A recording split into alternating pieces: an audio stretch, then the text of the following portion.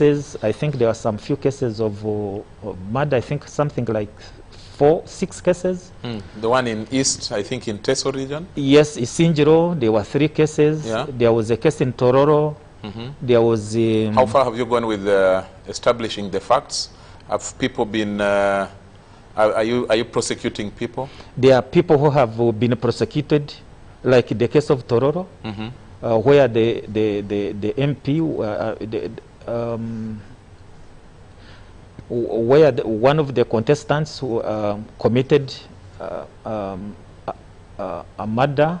I think I should say suspected to have committed a murder. Yes, definitely. Yes. You are a lawyer, you know that. Yeah. He was arrested. He was taken to court. There are investigations also going on to make sure that all those that were involved in civil malpractices were taken to court. Charles, if you can look at all that... Did you take those decisions promptly, or you were prompted by the president who called for immediate action, or did you take that decision immediately on your own as police?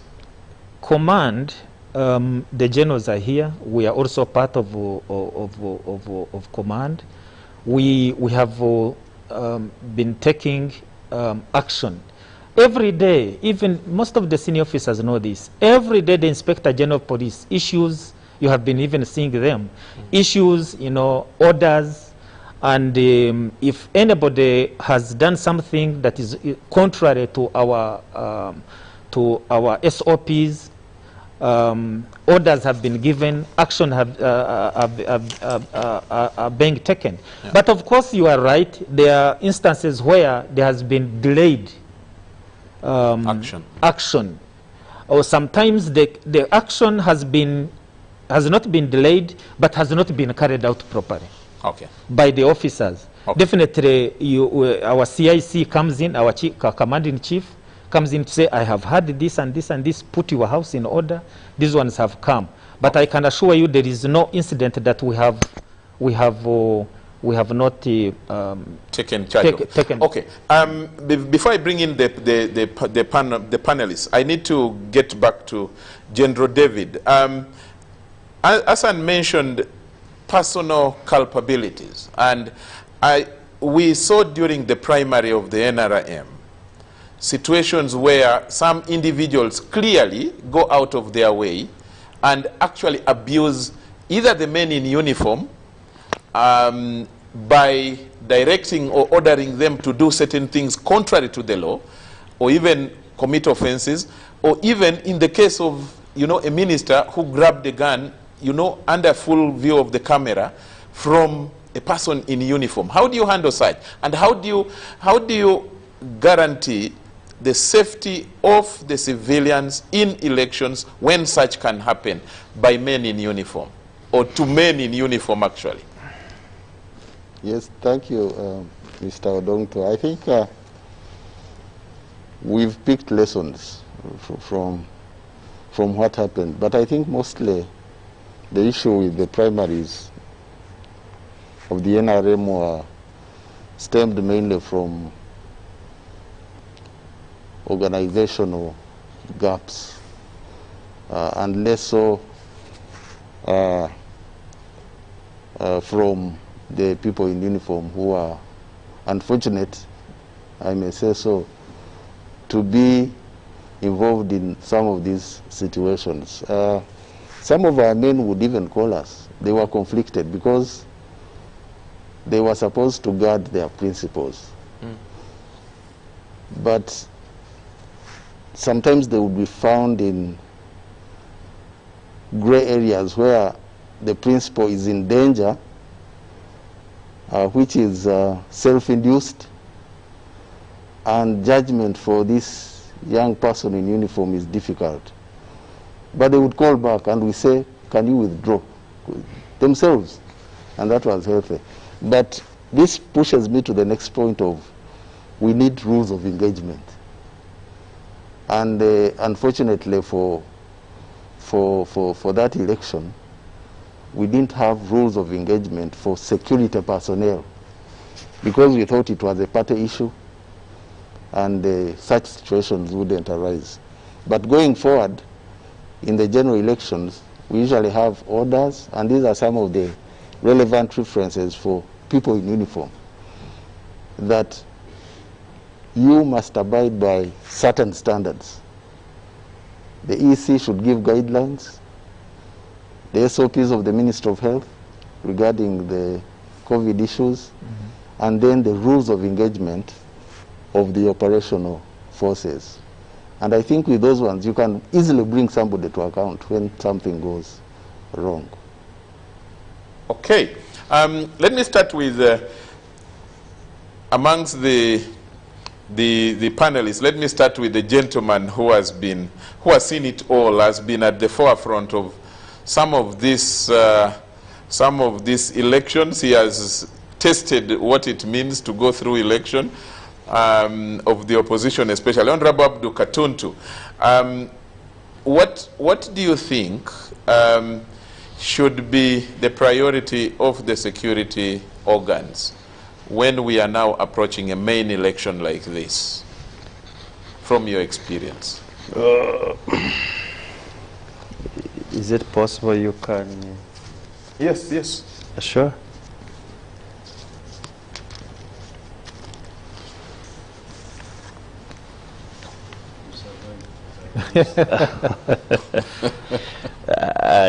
I don't know whether it is correct to sit near Afande Kasinje, but he probably is safer than all of us now.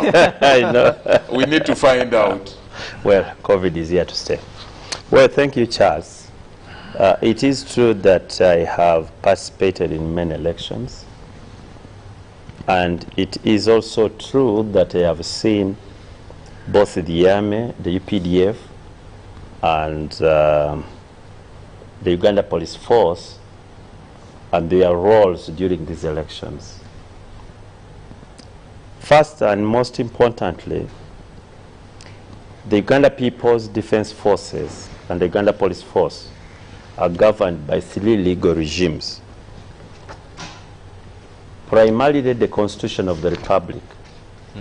Secondly, the UPDF Act and the Uganda Police Force Act. All of them demand certain standards from these 2 institutions. One, to be non-partisan. That's the most important. All the 3 regimes. But as General Mohoz says, who of course is not only a professional soldier, but also a lawyer,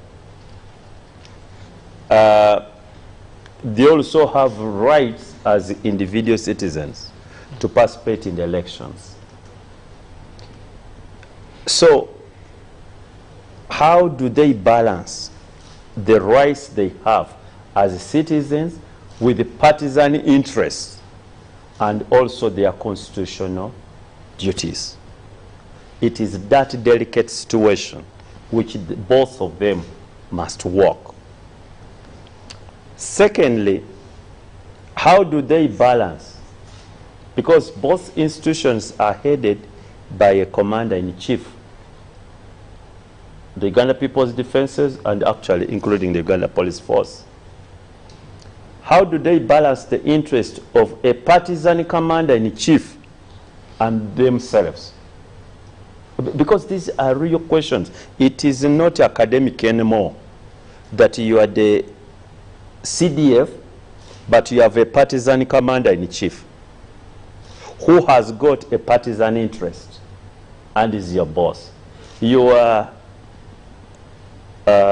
my friend, those, for us in the legal circles of our age, we call him Omo, who is the IGP. The IGP, who has his overall boss, who has a partisan interest. And you also have a professional duty and also a constitutional role. How do you balance those interests?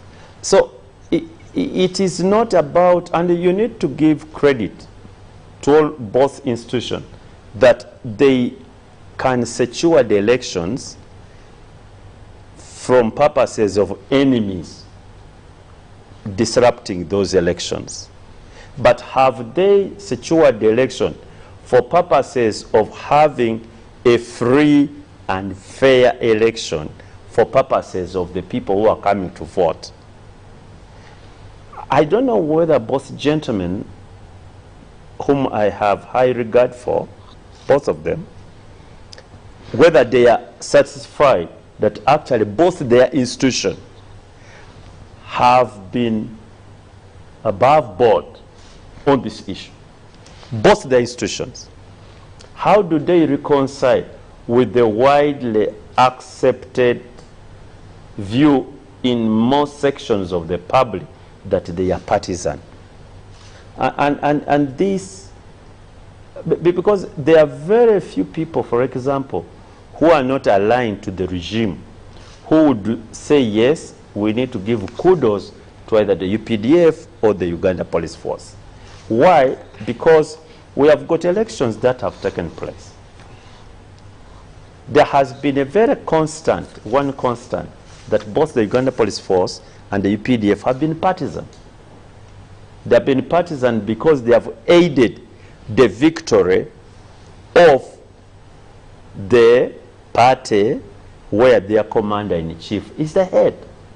These are real issues. And then you can have cases, real cases from all over the country. Let me give you an example, Charles, and David and Hassan should be able to really to explain to the public. All of us know that we are, today, the biggest challenge we have is COVID-19. Mm-hmm. All of us know it. COVID-19 is real. It kills. We know it. Tell me, during the NRM primaries, was there any single observance on the SOPs of COVID-19? None. None. There was no social distancing, there was no sanitizing, no nothing. But because it is the NRM, it was allowed freely. We could see the video footages all over the country. You know, the what can I call it? You know, people intermingling, people, you know, relating with each other, no social distancing, no nothing. But it was okay. Why was it okay? Because it was the ruling party. If, for example, and Hassan knows this, it was the opposition, what would have happened? The police would have come in with full force, and sometimes they would even call upon the UPDF to help them. And you have the police spokesperson coming and justifying it and citing actually the current heretical regime, which does not allow this. But because it was a ruling party, it was okay. That point points to one thing: partisanship. And that's why some of us demand. And let me tell you one thing, Charles, and I would like to remind my two brothers here, because I know them. You know, General Muhoozi is not a Maria Mungu. He's General David Muhoozi. Well educated and a professional soldier. Hassan is not Kasim Obura. He's not. He's Kasani Kasinje, well educated and a professional police officer. Why is it that we have this sort of thing happening under the elite leadership of both forces? Because when Ugandans are demanding, because all of us want to be comfortable with the UPDF, we want to be comfortable with the Uganda Police Force. This is our force. When I look at General Muhoozi, I'm looking at a person who should be protecting my interest. That's why even when some of us are in the house, we don't want anybody to malign the Uganda People's Defense Forces. We reject it, even on forums like this. But we expected those high standards set by the law, set by the Constitution, set by the UPDF Act, and also set by the Uganda Police Force. Let us look at the Uganda Police Force. You see daily any political activity involving the opposition.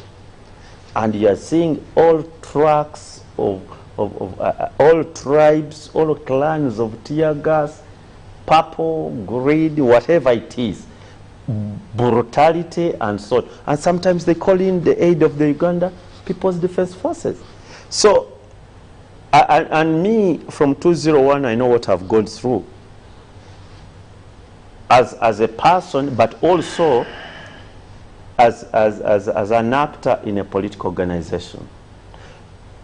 What do we demand of the police force? We demand professionalism.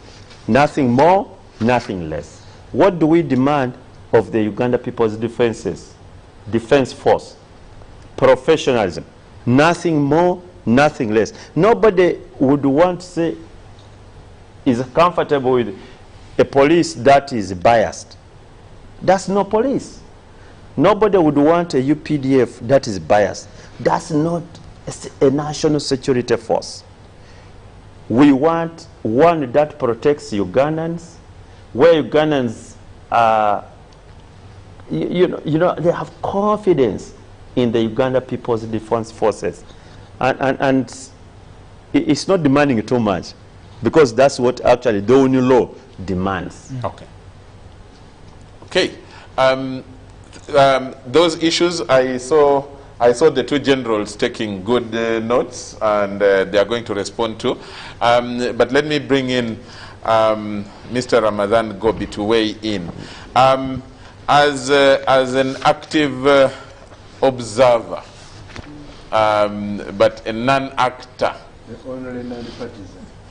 The only non-partisan.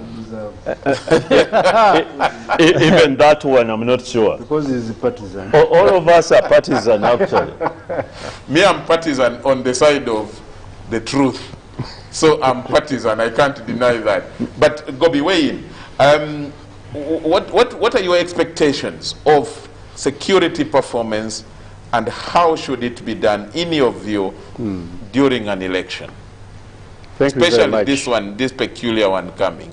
Thank you very much, Charles, and thank you for bringing the security gurus, the top most managers of our security, to our conversation. A few weeks ago, we were discussing issues related to this when we were debating the outcome of the NRM primaries and the kind of violence which we witnessed there. And we said here, or I told you, Charles, and the viewers, and my fellow panelists, that younger democracies like Uganda, they face certain challenges, because they can't sustain democracy beyond 27 years at this level of transformation, the level of education, the level of income, and so on and so forth. We discussed those issues. I am therefore, I wouldn't want to, I'm a realist and a pragmatist. I wouldn't want to sit in a corner and expect certain things to happen in a laboratory which doesn't have some particular specimen. So I will a bit differ from what my senior colleague on the panel has said, by first of all saying that election security determines participation in election. We know that. When people feel secure that when they participate in the election they are not going to be endangered, you will have full participation throughout the electoral process. When people feel that their lives, their properties, and so on, they are at risk, they will think twice in participating in an election. Now, in Uganda, we have had elections, at least since I was around and sober, from 1996. And I've seen Ugandans enthusiastically wanting to participate in the electoral process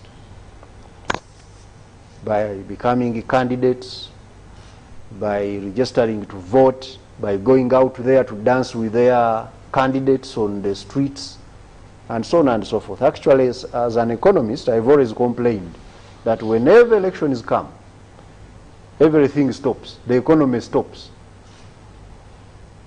So I ask myself, why are Ugandans so enthusiastic to participate in an election which I know for sure that it can only happen when they feel secure? Secondly, we have also had violence, riots, and conflicts in Uganda's elections, which actually are ingredients of younger democracies. I don't want to say that they are only found in Uganda. All over Africa, elections are synonymous with violence in most parts of the continent. What do you relate that to? It relates to what I started with. That I told you, this was research done by a professor I actually enjoy so much, Adam, who carried out an analysis and found that democracy as is known in the Western world cannot work in poor societies, because people in poor societies have different interests. And as a result of that, their interests tend not to be communal, for them to have a coordination mechanism of communicating them. And it's something we need to work on. I've already said, without socio-economic transformation of these societies of ours, we shall debate for decades and blame each other.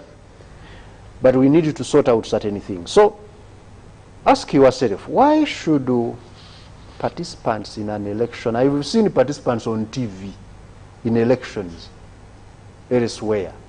They talk, they debate, they even talk hard language, but you'll never find them engaging in violence.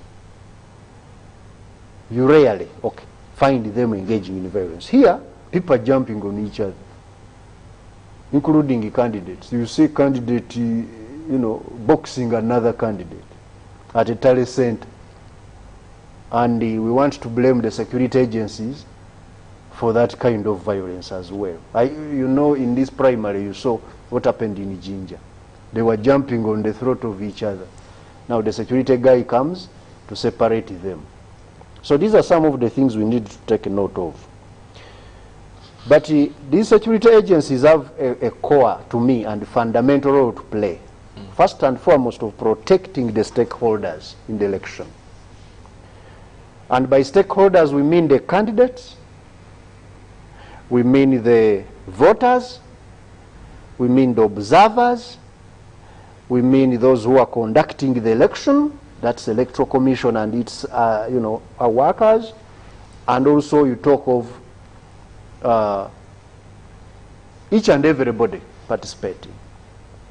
Now, in the past, we have had a number of elections, at least to some extent here, they have managed to only protect one category of stakeholders, the candidates. In most cases, the voters, I really feel so bad when I see news that 5 voters have died in an election. And who has killed them? Their fellow voters or security forces. That shouldn't happen. Okay. Because it is a duty of the police and with the help of the UPDF to secure each and everybody participating. Lastly, I think we always need to ask, the security forces, have they done adequate security assessment before an election? I know they have their own mechanisms of doing their job, and you can't teach them how it is done. But look at this, for example, election we are going in. Even in the US, Trump said recently that he fears... President Trump. Yeah. He said that he fears that there could be chaos. in the election of US. And everybody was trying to tell him, no way, that cannot happen. But he insisted, and is insisting up to today, that he fears if certain things are not done well, there's going to be chaos. In the US, the grandparents of democracy. Now, in Uganda here, we always see signs of insecurity, where you find perhaps because, number one, there is this incumbency factor Honorable Abdu is talking about. Of course, incumbents have a big advantage over the opponents. That sometimes, whether you like it or not, it will appear as if every other organ of the state is helping them to win. That one is a fact. Like you said it, it's not academic, it's a fact. The incumbent has access to resources, has access, is the one who can summon the security forces and give them, because he's still in charge. Therefore, when you look at all those things and you see also the kind of the caliber of candidates that are participating in the election, the language they use and so on, how do you assess the adequacy in the preparation of the security to ensure that you secure each and everybody? To me, that is the main concern. Okay. Let me just say that if you're just joining the show, we are, you can also join the show through Magic 100 TV, but also on social media, you can use our hashtag UBC Behind the Headlines, hashtag UBC Behind the Headlines to join the discussion. We are also on Twitter, on Facebook, on all those platforms are broadcasting the show right now as the discussion goes on. Just to remind you, I know many of us are wearing masks. We have the Honorable Abdu Katuntu. Honorable Margaret Muhanga is joining us through Zoom all the way from Fort Portal. We have Mr. Ramadan Gobi. We also have our guests today, our main guest, Assistant Inspector General of Police, Hassan Kasinje, who is also the Chief Political Commissar of the Uganda Police Forces. But we also have the man himself, the Chief of Defense Forces, General David Muhozi, and we are discussing the role of security forces, really their role in ensuring that the next election or the coming election is credible, is fair, is free, at least to the extent that everybody can perceive it to be. That's what we are discussing. On the line, as I said, is Honorable Margaret Muhanga.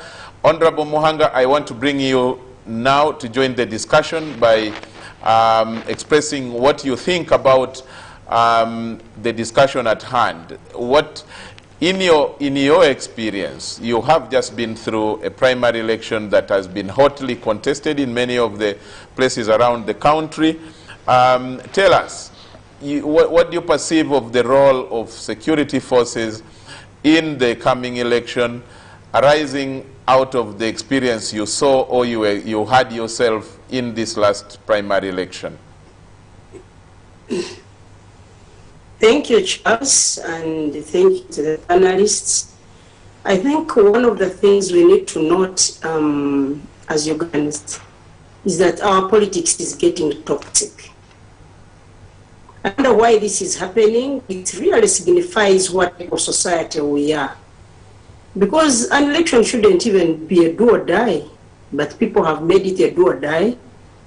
Too much sloganeering, insults, abuses, extremism, which is unnecessary. Nonetheless, I would like to think that this coming election is much more serious than the NRM primaries. Like I said earlier in these shows, that the NRM primaries were stampede. People are handpicked to run an election.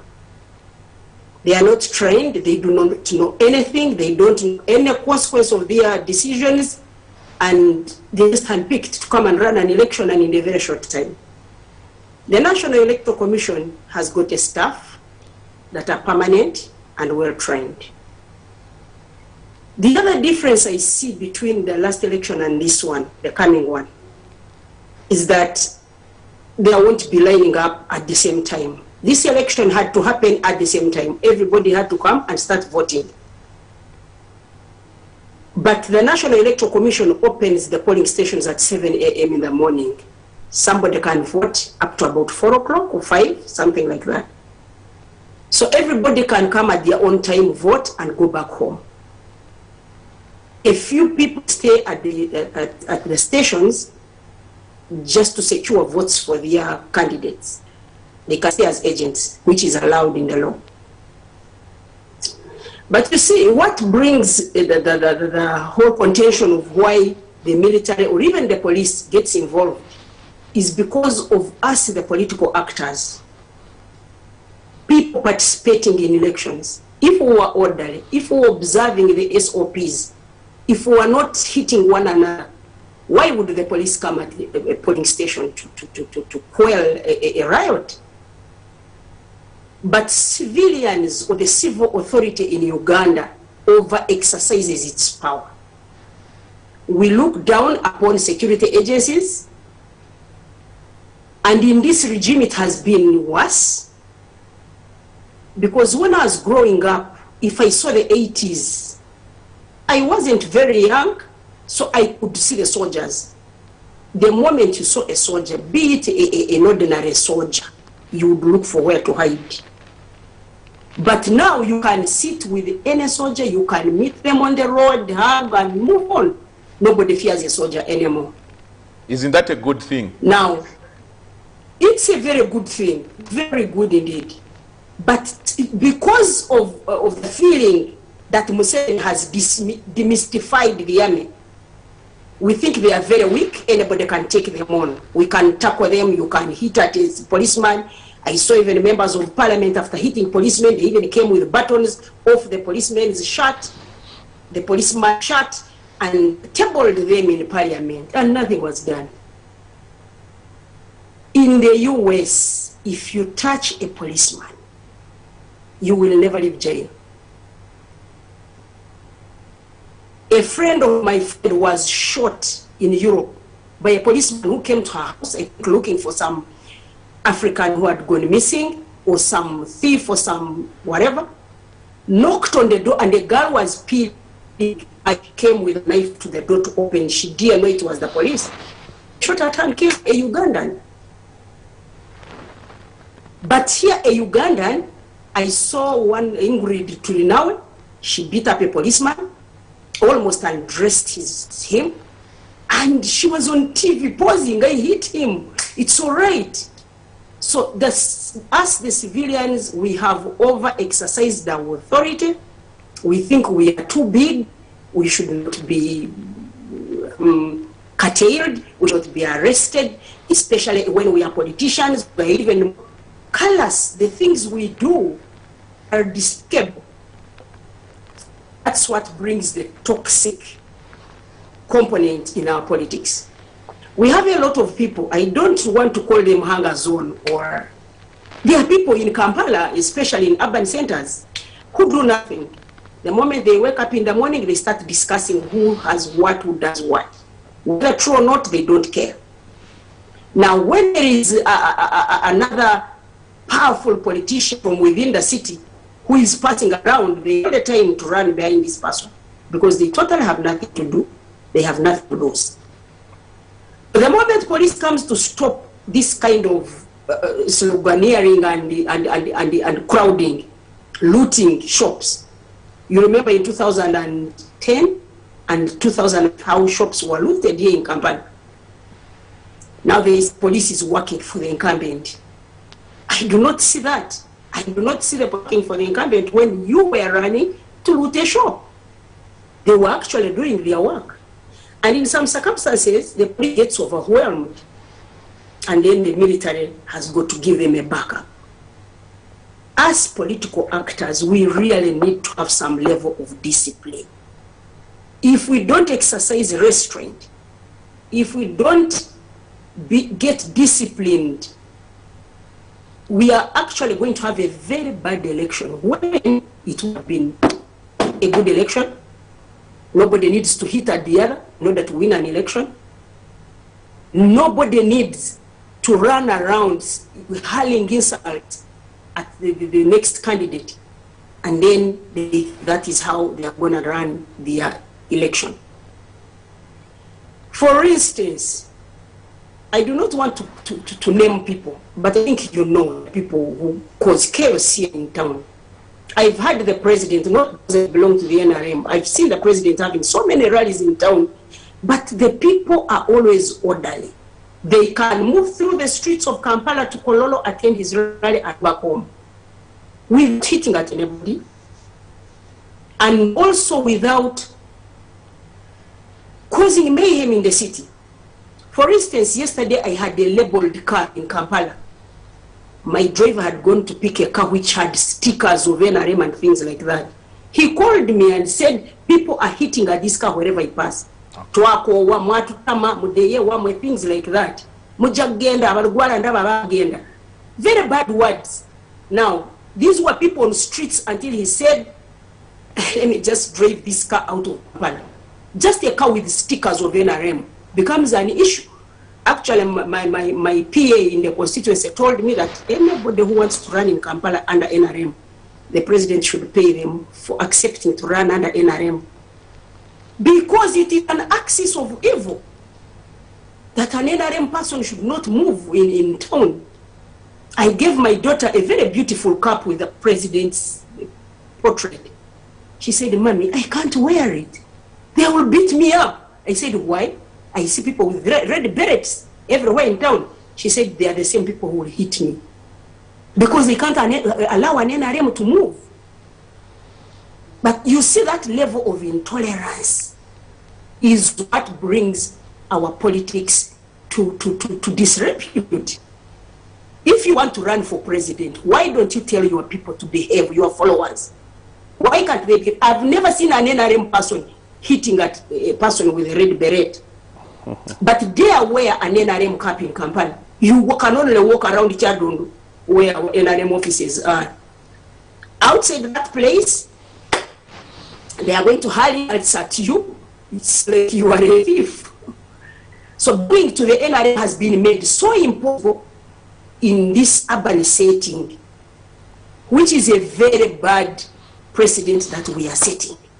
Okay.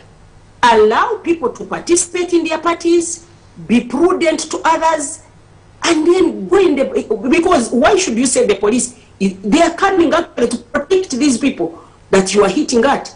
The people that you can't give peace to exercise the right. Not that they have found you in your home. No. They get you on the streets, sloganeering, hurling insults at people, throwing stones, looting shops.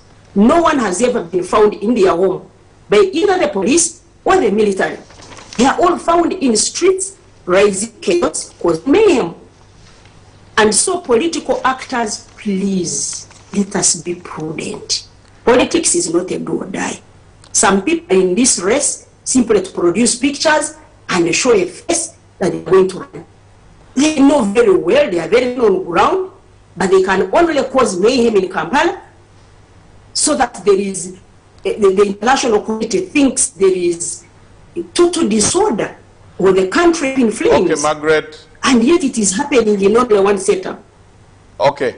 The message has been got. Peaceful participation and intimidation of civilians. How can that be curbed is one of those are some of the main issues that we are going to bring back to the generals here to respond to. How are they going to ensure that people move freely and conduct themselves peacefully as and when they can?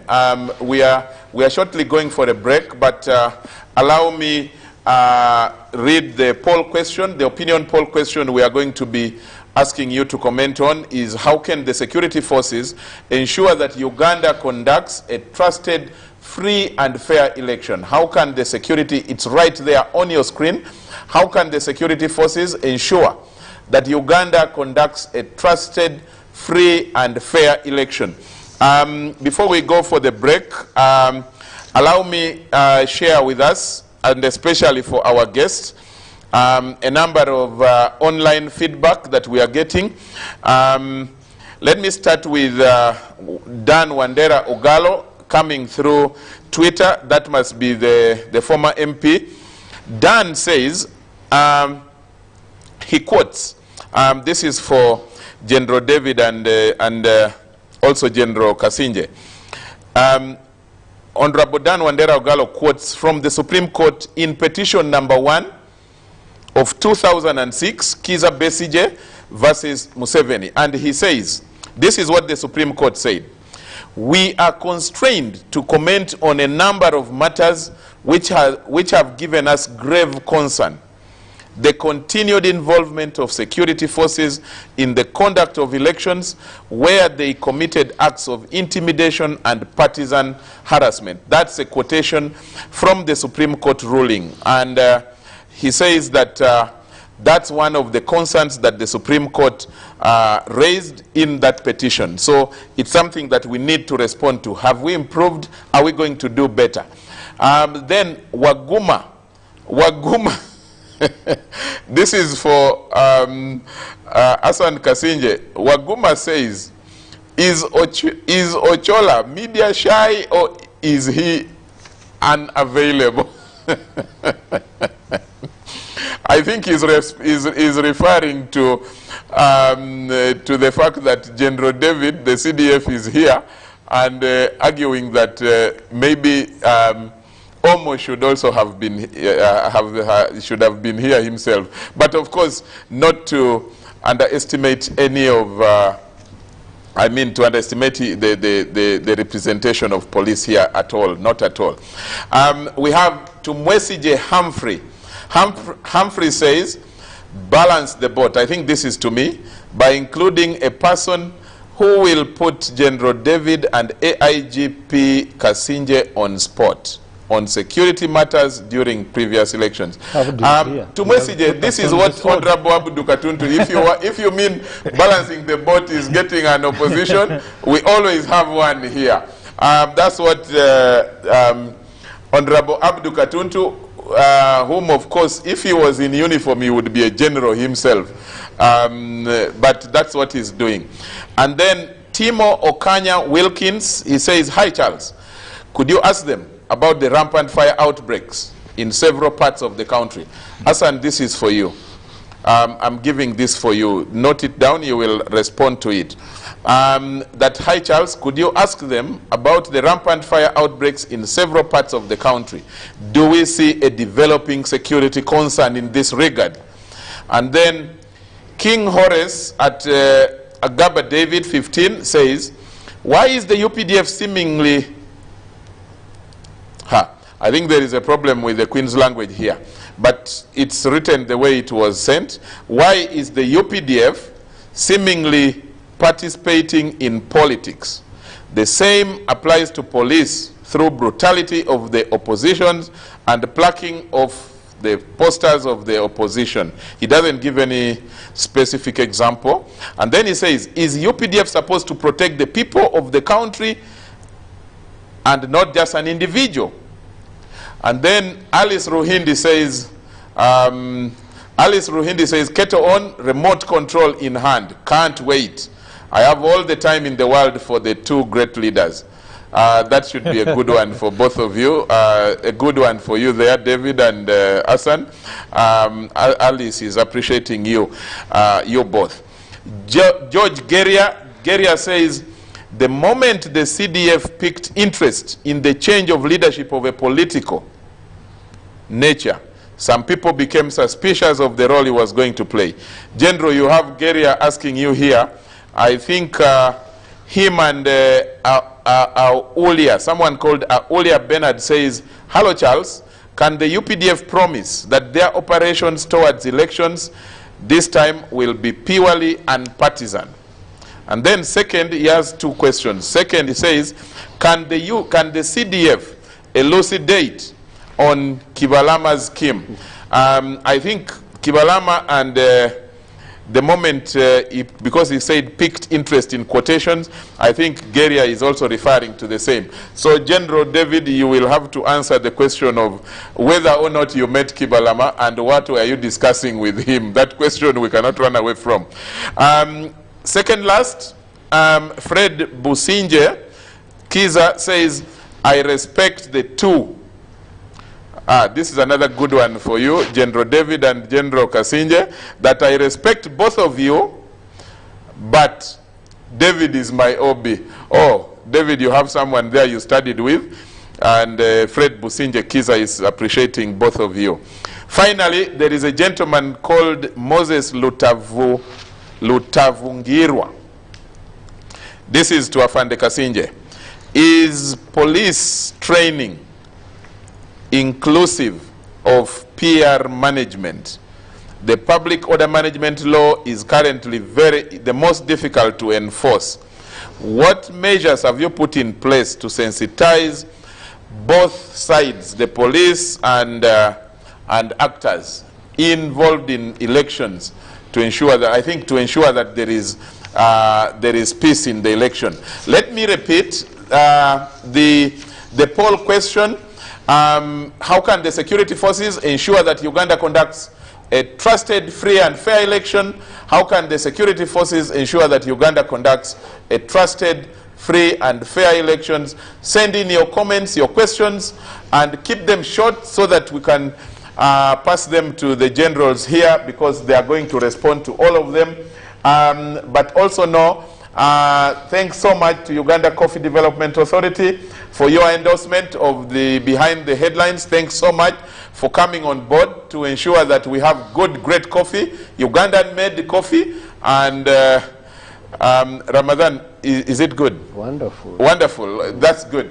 But let's go for a break right now. Thanks so much, Uganda Coffee Development Authority, for endorsing this show. And together we move and develop Uganda together. Let's take that break now.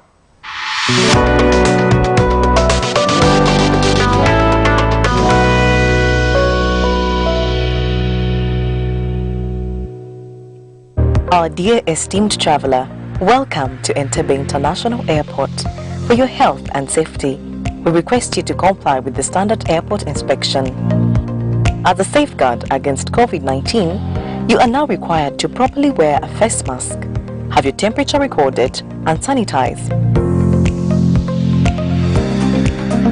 Throughout the travel process, please observe social distancing of 1.5 meters and utilize our automated sanitation points within the terminal when you choose to fly. Your health and safety is top priority.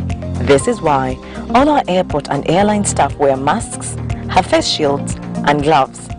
Our service counters are now fitted with glass shields to minimize physical interaction during counter facilitation. Passenger safety and measures are also emphasized aboard the aircraft for your safety against COVID-19. The aircrafts are thoroughly cleaned and all surfaces disinfected. You must properly wear your face mask, have your temperature measured, and sanitize while on board. We desire to ensure a pleasant and memorable flight experience.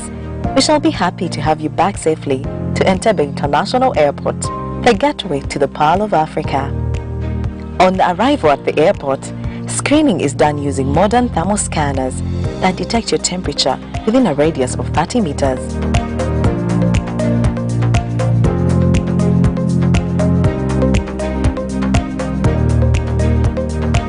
To minimize physical interaction, we invite you to take advantage of our self-help immigration service for clearance. You may also use our airport taxi app to enjoy a safe ride with our trained taxi drivers to facilitate a safe travel to your next destination.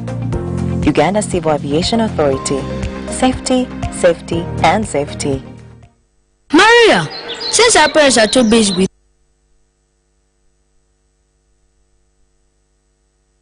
work, can we spend more time together and have fun? You can come to our home.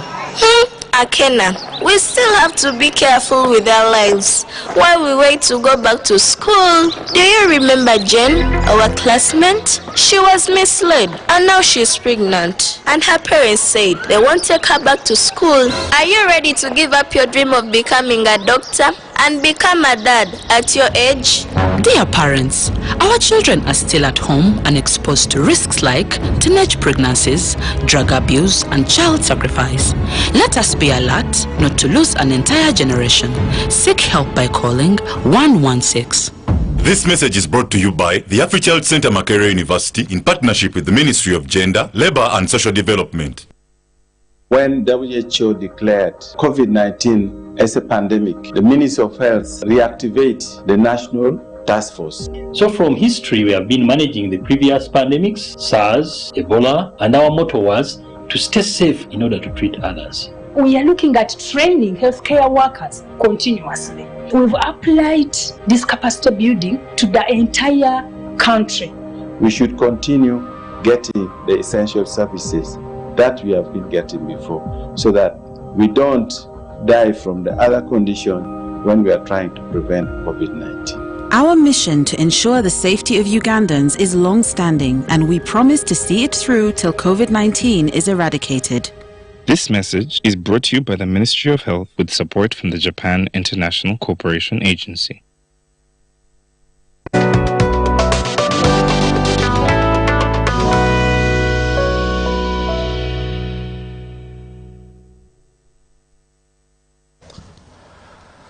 Welcome back from the break. This is Behind the Headlines. You can join the discussion by sending in your questions or sharing with us your comments on hashtag UBC at hashtag UBC Behind the Headlines. But we are also on Twitter. We are on. We have presence on Facebook and as well as YouTube. But we are also on Magic 100 TV, and the discussion is going on, and we are discussing the role of security forces in elections. In the studio here, we have General David Muhoozi, the Chief of Defense Forces, CDF of the Uganda People's Defense Forces. We have Assistant Inspector General of Police, Hassan Kasinje, who is also the Chief Political Commissar of the Uganda Police Force. We have the panelists on this show. We have Honorable Margaret Muhanga joining us straight from Buraha in Fort Portal. And we have Mr. Ramadan Gobi and Honorable Abdu Katuntu. Before we went for the break, we had a number of questions and comments coming from you, and we want to start with answering them now. Let's start with General David. Start by responding to the questions that came your way. I have seen on social media the most prominent is whether or not you met Kibalama. What were you doing with Kibalama? Did you want to join his party, or you wanted to buy it? Thank you, Mr. Ondongotho. I beg to remove this mask because I'm told I'm not audible. Kibalama, yes. There's this saying that don't swallow, it is hot. Don't spit, it is sweet. So I wish I could do neither on Kibalama, but Kibalama I met, and I don't see it as a big deal. And it was unsolicited. I never wanted to meet Kibalama, but is he the one who requested? He requested. He requested. And the one who brought him, it was like an SOS. I was even moving to another assignment, and he said, there's something of security importance. I said, what is it? Can't it wait? He said, no, this person is in danger. I said, okay, you bring him. Then Kibalama comes. He says he wants security.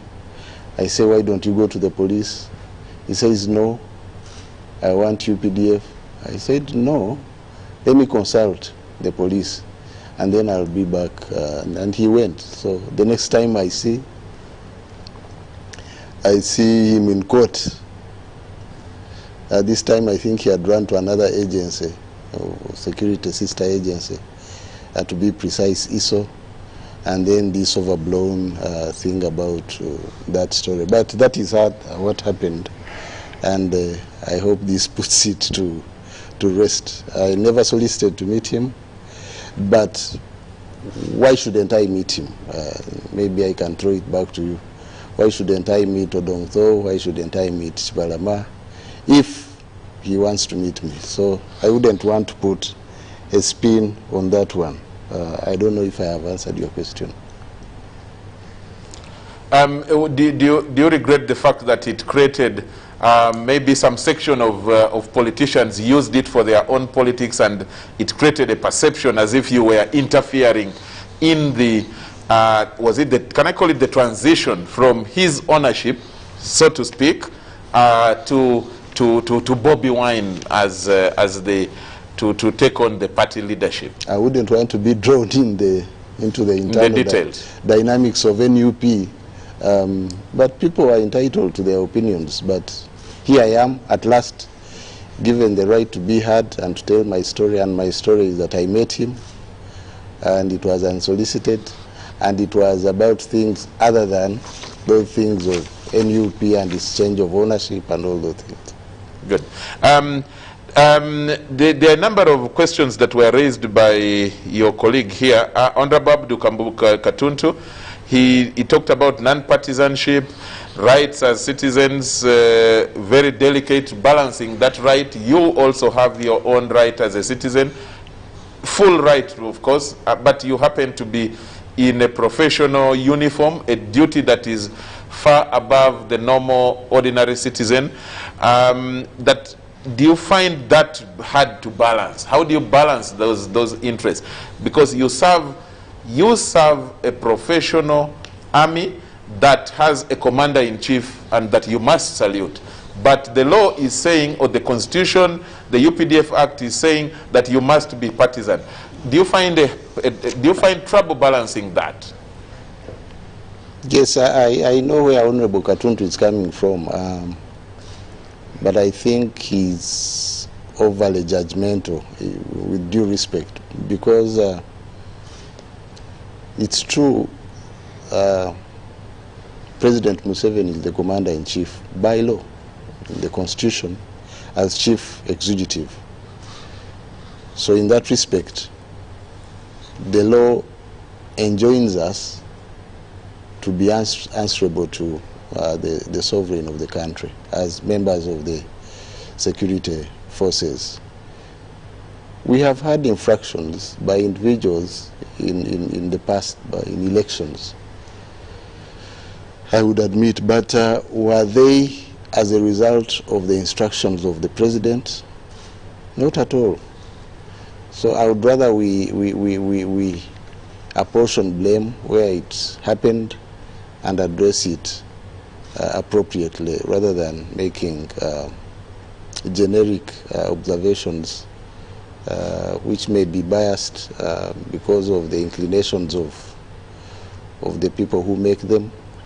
But I want to assure Ugandans that it's possible to participate in elections as voters, which is our right, but also it's possible to be professional. And the mistakes that have happened, we shall correct. It's a learning process.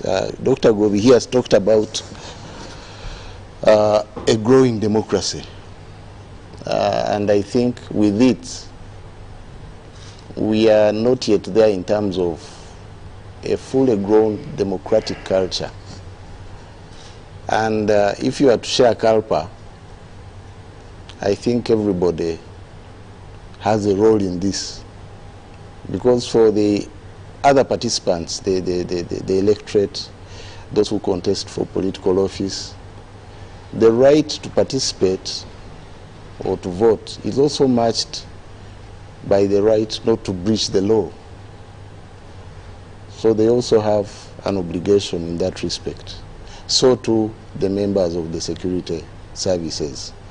But I think bottom line is the measure should be, if somebody is caught on the wrong side of the law, whoever it is, whether it's a member of the police forces or the UPDF, what action is taken. And I think that's where the argument should lead. Maybe finally on on the questions of Honorable Katuntu. As an institution, would you give yourself the satisfactory award and say, we have been above board, and like you said, where there are individual mistakes, we shall correct them. We have just been through this much talked about primary elections where there were certainly mistakes, and someone may say they were individual, someone may say maybe the institution looked the other side. Would you judge yourself as an institution being above board? Yes, I would. Yes, I would. Because in the primaries, like I told you before, the shortcomings were more organizational. And the few incidents that happened were few, involving members of the security services. And all of them are now under arrest and facing prosecution over those cases. So I would say we are above board. We may not be out of the woods yet, and that's the purpose of rules of engagement, to minimize breaches of the law, because people are not perfect. We come from the population. Dr. Govi told you that elections are a charged affair. This time even more so, like Margaret was saying, it's like a do or die. The stakes are high for some people. I think Honorable Katuntu here can share with us the adrenaline levels when elections happen, and what people can do or not do. What do they usually take? But bottom line, elections come and go, and this shared space called Uganda should remain peaceful and stable, and it's our role, collective role, to ensure that. So I would say things will improve. We shall do better this time round. But everybody has a role. Good. Maybe the final question this time, we will definitely have, of course, time to conclude on this.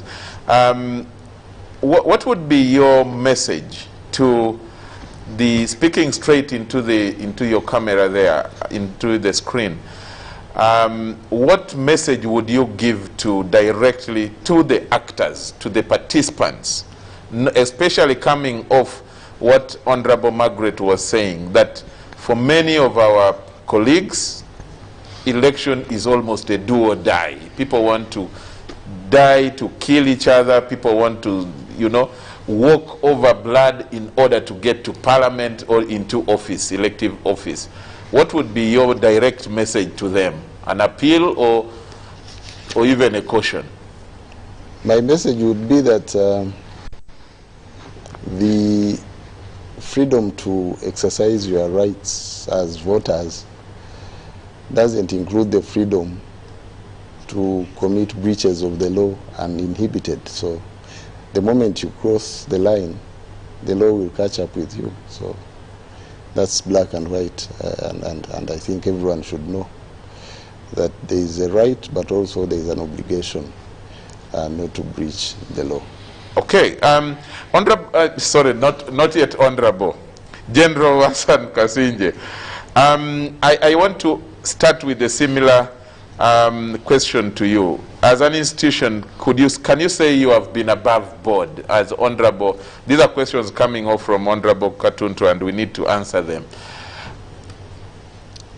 Charles, we could do better than this, but I can tell you from management of the Uganda Police Force is that all our energies, all our planning, all our resources in terms of training, in terms of recruitment, in terms of command, and otherwise is geared in making sure that each and every member of the force is above a threshold of where you are not going to be said you are partisan, where you are not going to take the law into your hands, and that kind of thing. So I can say, yes, we are above, but we can do much better. And as General CDF has said, we are also not shy about taking, as I have said in the beginning, taking action against our officers who are breaching these the SOPs as we have them. And all of that, you know, maybe you can do much more even in terms of explaining. I think I want to admit that the UPDF may be doing much better, because when somebody does something, it will be out, and sometimes for us, our methods of our disciplinary courts and that kind of thing may not bring out properly. But we are now going back to make sure that whoever commits an offense in terms of the SOPs that we have agreed to will definitely be, the public will get to know what he or she has done. In a similar manner, the question of balancing the interests of serving a boss who is also participating in the election. How do you find, what's the difficulty, you know, the level of difficulty that you find? Again, I think there's no debate that any member of the force is answerable and to the commander-in-chief. But of course, this doesn't mean in any way that we are not discharging our constitutional mandate.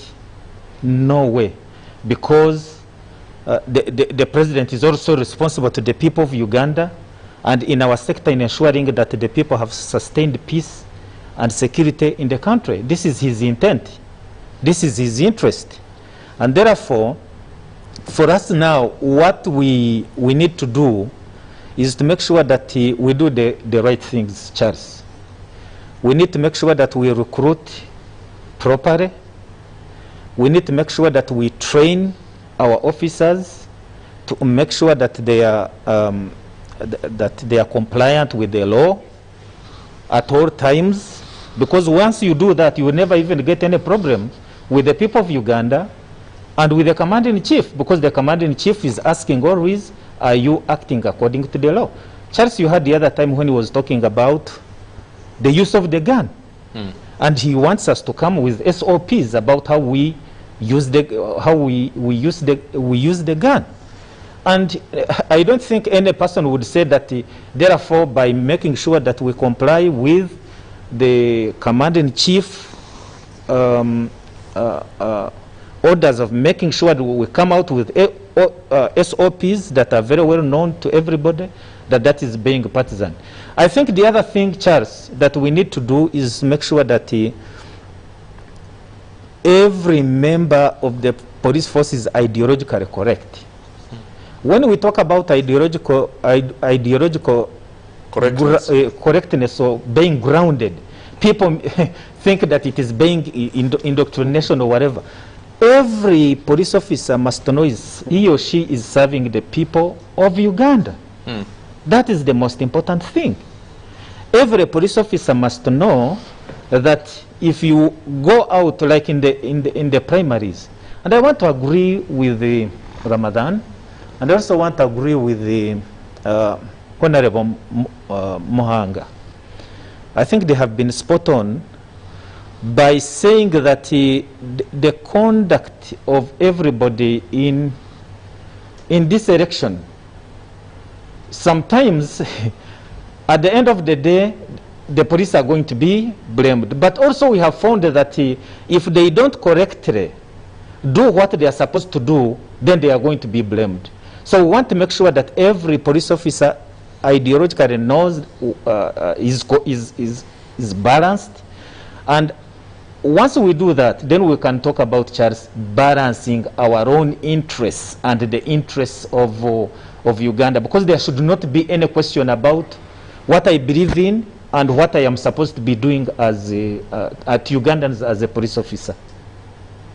How did assure us on someone raised the question of intimidation of civilians, peaceful, I think it was actually our colleague, Honorable Margaret Muhanga.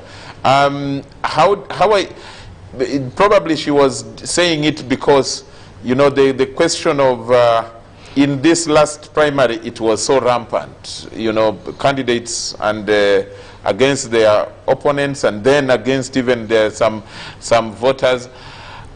How are you going to do it in the coming elections as police?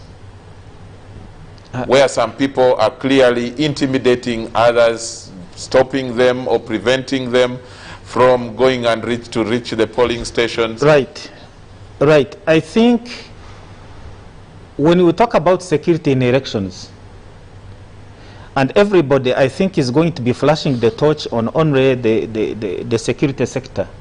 But I think we should be, the conversation now should be, what is the role of everybody, either individuals, groups, or even parties, and institutions. Because we have institutions, we have the Electoral Commission, we have other institutions that are involved in the election. I think everybody must do their role. We call upon every individual, every group within this election to make sure that they do their part. And if we do that, definitely we are not going to have all these problems. I will give you some few examples. Charles, you have seen where police officers in uniform, I think even the other time in court, if I'm not wrong, we saw members of a political party. This is a court. They want to go into and they are saying, no, you must, handle yourselves like this. And they were, beating up police officers. They are pushing them on the wall and all that kind of thing. I think this should not happen. And at the end of the day, the blame is on the police officer or a security officer. Let's all act according to the law. The other example I would give is, for example, in the recent NRM primaries. We have seen, Charles, we saw examples of where people bring wrong results. This is not a secret. They bring wrong results, and people definitely are going to riot, or they are going to question all these things. So, Charles, even those who will be responsible for elections at the polling center, everywhere, must do their job correctly. I think it's not much to ask. And then the police and the security agencies also do their job. Once we do that, then we can have a peaceful election.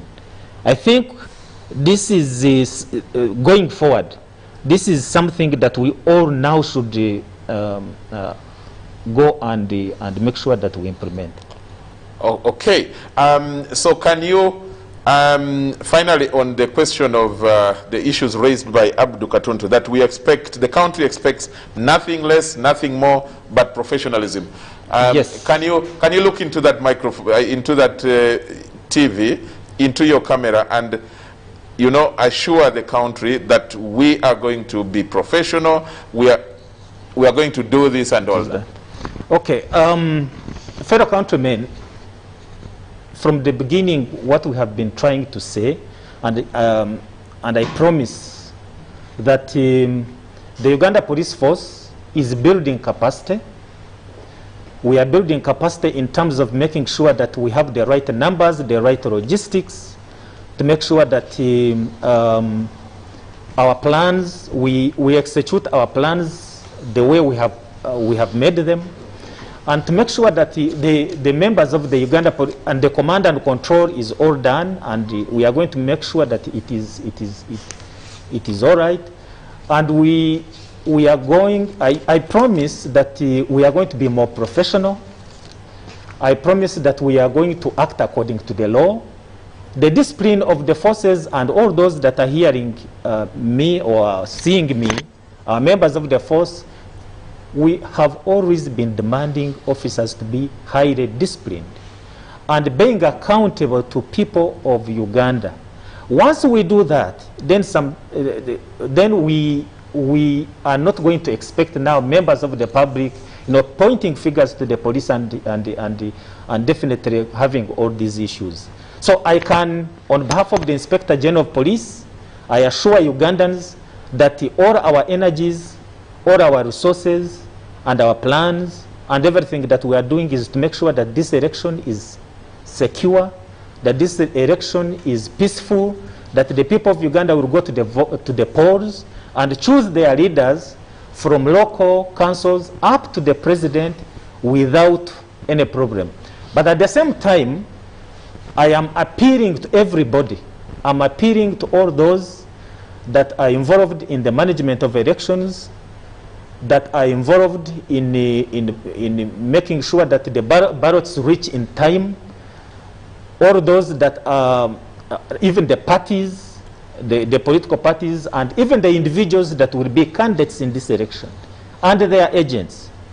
Please do your role. Okay. Make sure that you do according to the law. Because if you don't, then definitely the police will have you arrested. There's no question about that. And if all of us can do our role, then we shall have a very, very, very peaceful election in this country. Okay. There is breaking news coming in. Joshua Cheptegei, homeboy, has broken a world record again. Can you tell them he's from police? He's a police officer. Please, you should congratulate him. I'm getting information here from my producers that Joshua Cheptegei has broken a world record of the 10,000 meters in Valencia. He has run for 26 minutes, 11 seconds, and 0.2 microseconds, beating a record set by Kenenisha Bekele of Ethiopia in 2015, where he had run for 26 minutes, 17 seconds, and 53 microseconds. So he has beaten this record, I think, by about 4 seconds and some microseconds. And Afande Kasije has already reminded us that we should tell you that Cheptegei is from Uganda Police. I salute him. The record was set in 2005, rather. The earlier record was in 2005, and today this man has a supercharger in his heart. Charles, I wanted to say this before. Yes. Before I finish. I think Abdul, when he brought this up, Abdul, by saying that even in the primaries, the NRM people were left, to do whatever they wanted. Yes, but if it was, SOPs. That if it was the SOPs and the COVID-19, regulations. Yes. That you didn't rein in the participants and voters in the primary elections of the NRM, and his argument is that you did that, you looked the other side conveniently because they were NRM people. No. That if they were not, he thinks that you would have really struck. Yes. Can I say ho ho ho ho? Yes, we didn't. I have already started at the beginning of the show. I have already told you what actions we are taking. There are even candidates that have been, taken to court, and there also files are being processed for those who did not conform to the law. But I could say we can do better to ensure that the regulations. By the way, we are going to conduct this election again because COVID is still here. COVID-19 is still here.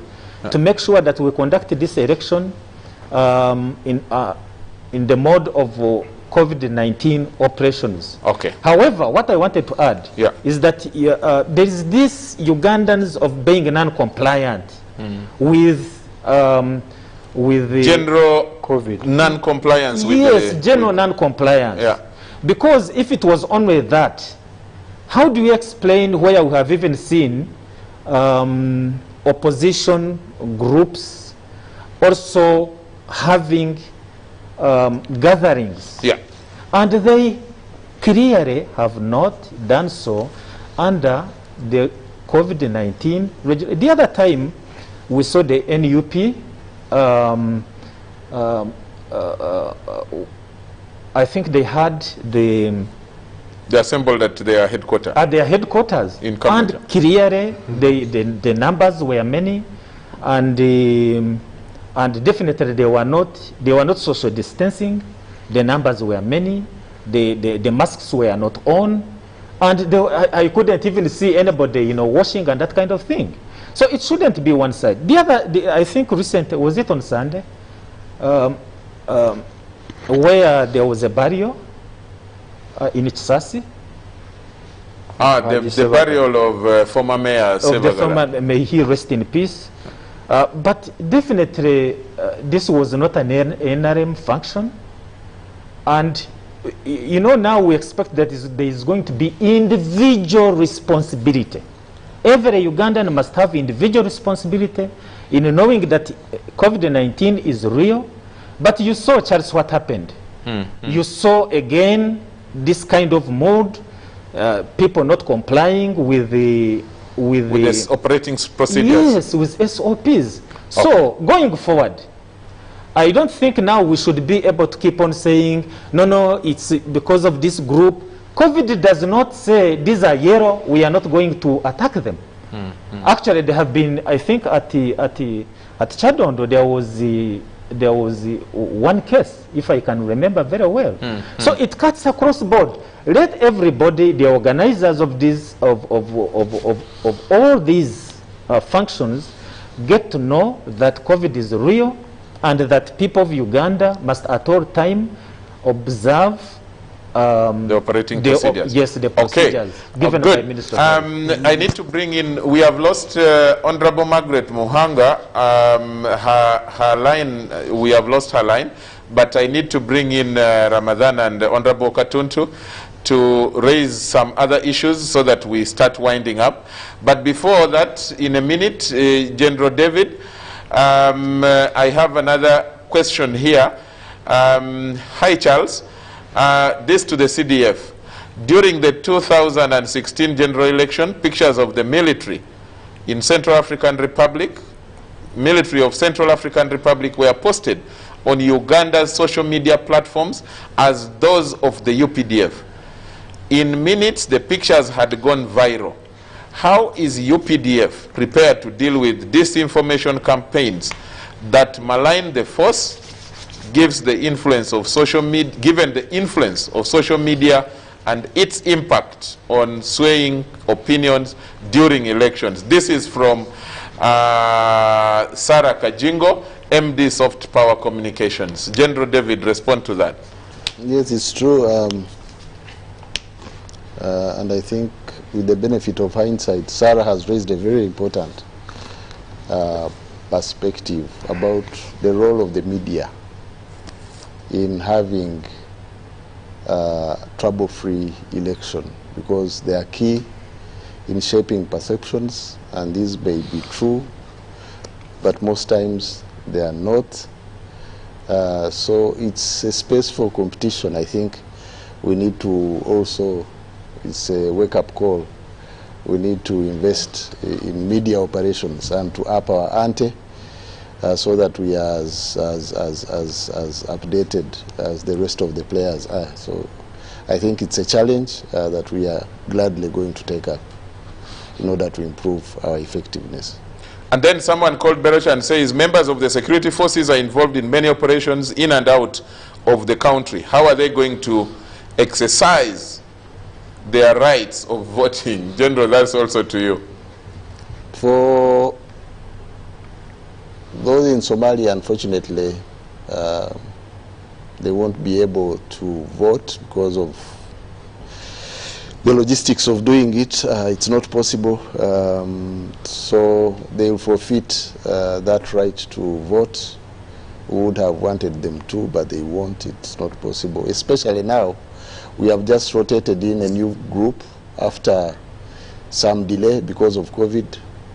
And even now we haven't inserted them in their forward bases because of they need to quarantine them. So it may not be possible now again to extract them to vote. The logistics of it would be complicated. So unfortunately, they will not vote, those in Somalia.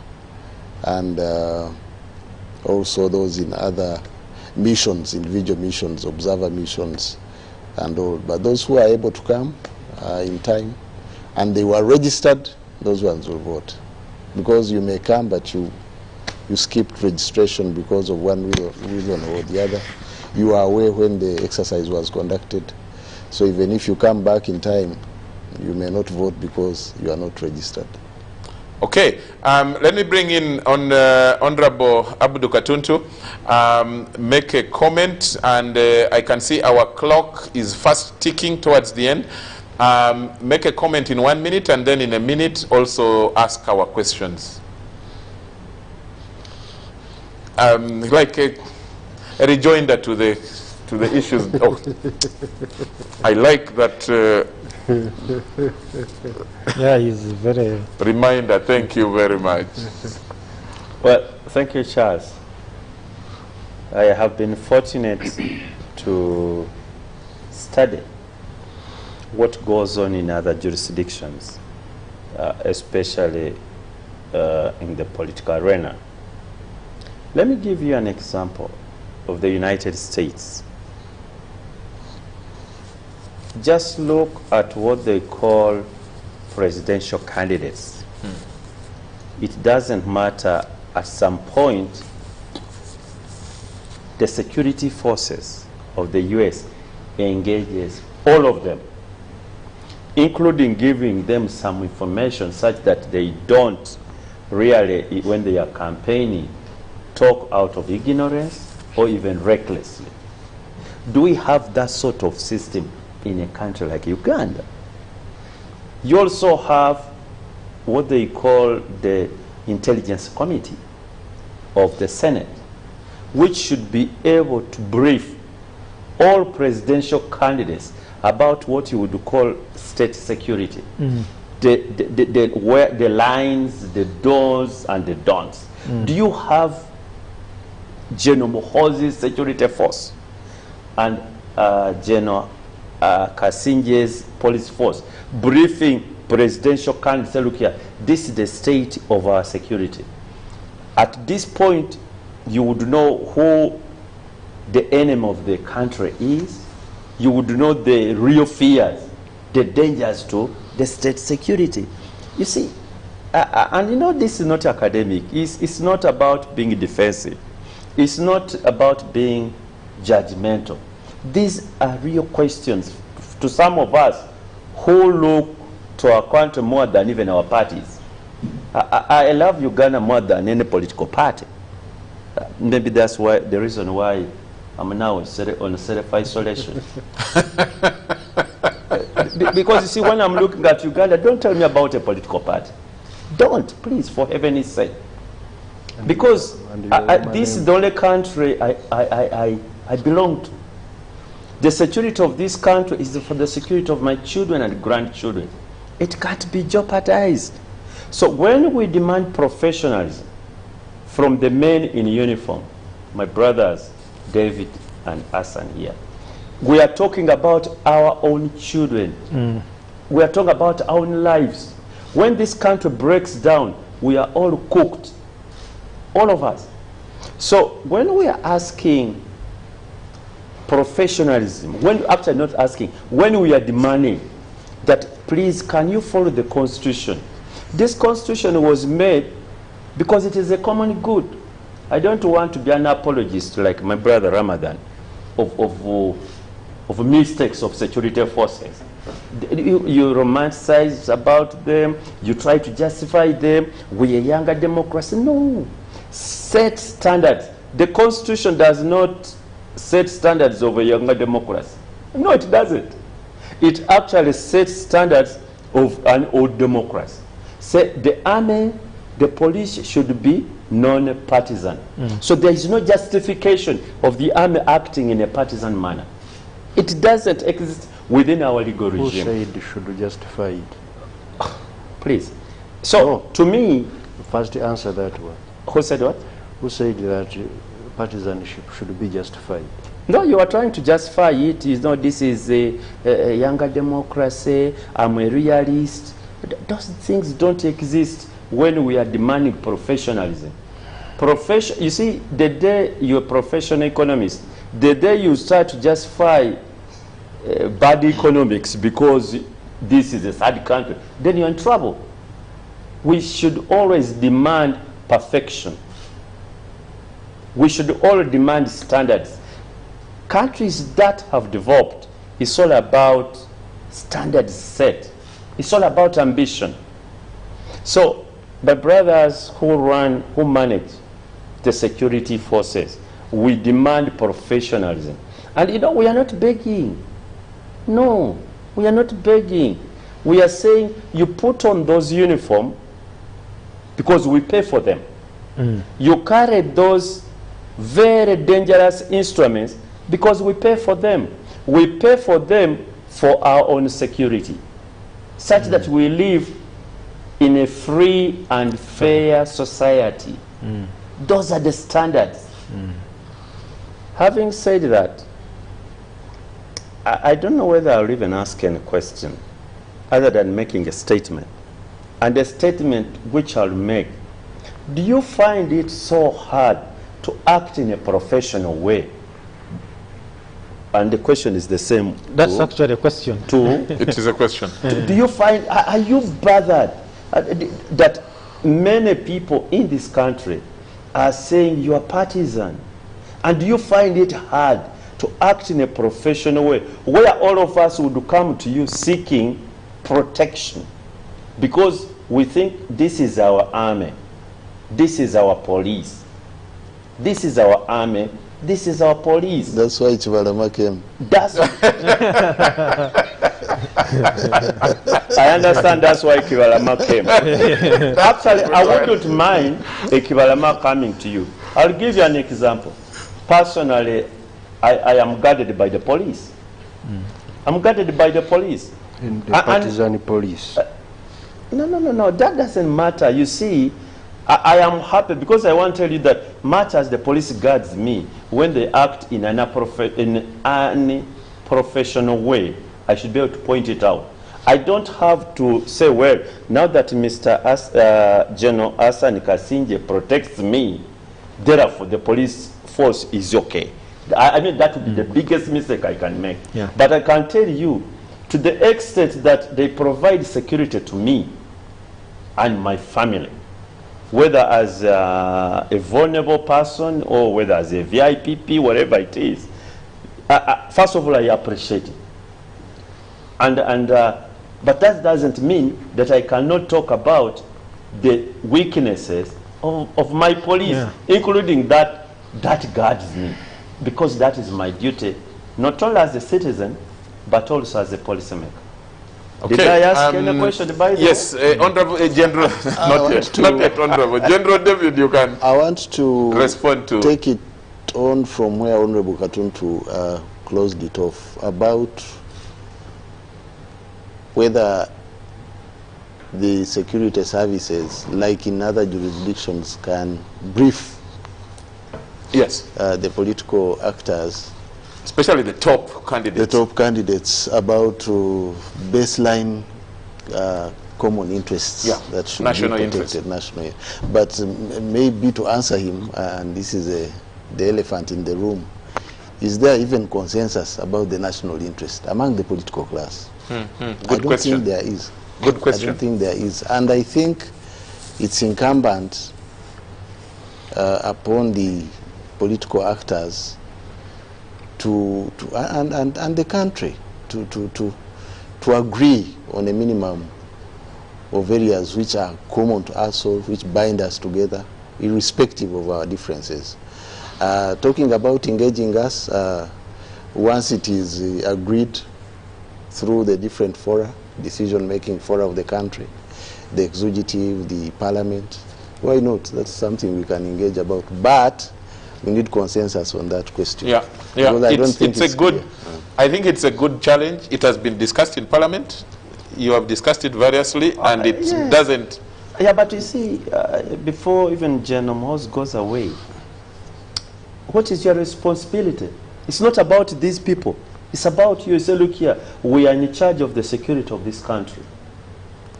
Because it is not the parliament. But don't you think if they said that without any law, listen, but the politicians will say you are now interfering with politics. You are now entering into. They say, look here, we need to brief you. Nobody should, for example, go and talk recklessly in a manner that endangers state security. You get it? And that should be the security forces, in my personal view, to engage the political actors, to engage the political class. Say, look here, we are in charge of the security of this country, but we think this is the way to do it. So you need goodwill that General Muhoozi will sit with anybody aspiring to be a president and say, look here, this should be the minimum as you go to address your people and seek this office. General, do you find that easy to do? Possible in this environment currently? It would be easier if they were receptive. You get my point. But what about the law? Is there a law providing for that? Is there a structure, a rule, a guideline to invite you to do that? There is no law. And wouldn't that then be harder? Good practice. There is no law. Yes, if there is a law, that would be even better. But they are written or unwritten rules. And especially in state security. Let me give you an example. General Muhoozi, you are not the CDF. In the 8th Parliament, you are going to deploy in Somalia. 2076. Yes. The then leader of opposition, Professor Latigo, and the then Minister of Defense, Crispus Kionga, including people like me, we were briefed. Yeah. We were briefed. And when we were briefed, we went public about the UPDF mission in Somalia. You supported Actually, it caused a problem between us in Parliament and the party headquarters. Because you remember at that time, the views of the party headquarters about Uganda deployment in Somalia. But you had leaders of the opposition to come up and say, look here, this mission is in the best interest of the country and the continent. Because Dr. Kionga then, the then Minister of Defense, took an initiative to brief. Whatever I briefed, we never made public. Never. So, I don't know how you people manage some of these issues, but you need to know that out there, this country belongs to all of us, not only to those you think are actually in the ruling government, running a government. No, the government is wider, and you need what you would call a national consensus. And that one is only possible when you engage. Okay. And it's two-way, Honorable Katuntu, it's two-way. Because you also engage people who are receptive or who are willing to be engaged. And you alluded to it as you wound up your submission by saying, can we say these are the don'ts? For example, talking recklessly about the country. But also people go beyond that one. They even plot against the country, political actors. So plot against the country is criminal. It's criminal. So because nobody will be. So I don't think such a person would even be receptive to the idea that you are reading him the Riot Act and saying these are don'ts. So, but it's something, I think it's a good idea, and we can I think construct some consensus around. I think there is something here that a colleague journalist Giles Mohammed sent a message and says, my issue is how will security services deal with hate content on social media which aim at fueling tribal discontent and divisions in society, which come up very commonly during elections. I think very related to that. Who can respond to that, Kasinje or the General David? I think, Charles, there are laws on the use of computer technology in trying to sow seeds of hate in the population, because I am active on Twitter, for example, and you can see people using tribal intonation and all that. There's somebody, for example, the group of people would say, okay, when we take over power, where will Banyankore go? These are things that we shouldn't be seeing on social media during an election, because they are not nice, they are not good. And I think our intelligence services and all those that are concerned with cyber security will be looking at that. And by the way, they have been, I want to say it here, and maybe you have been reading it.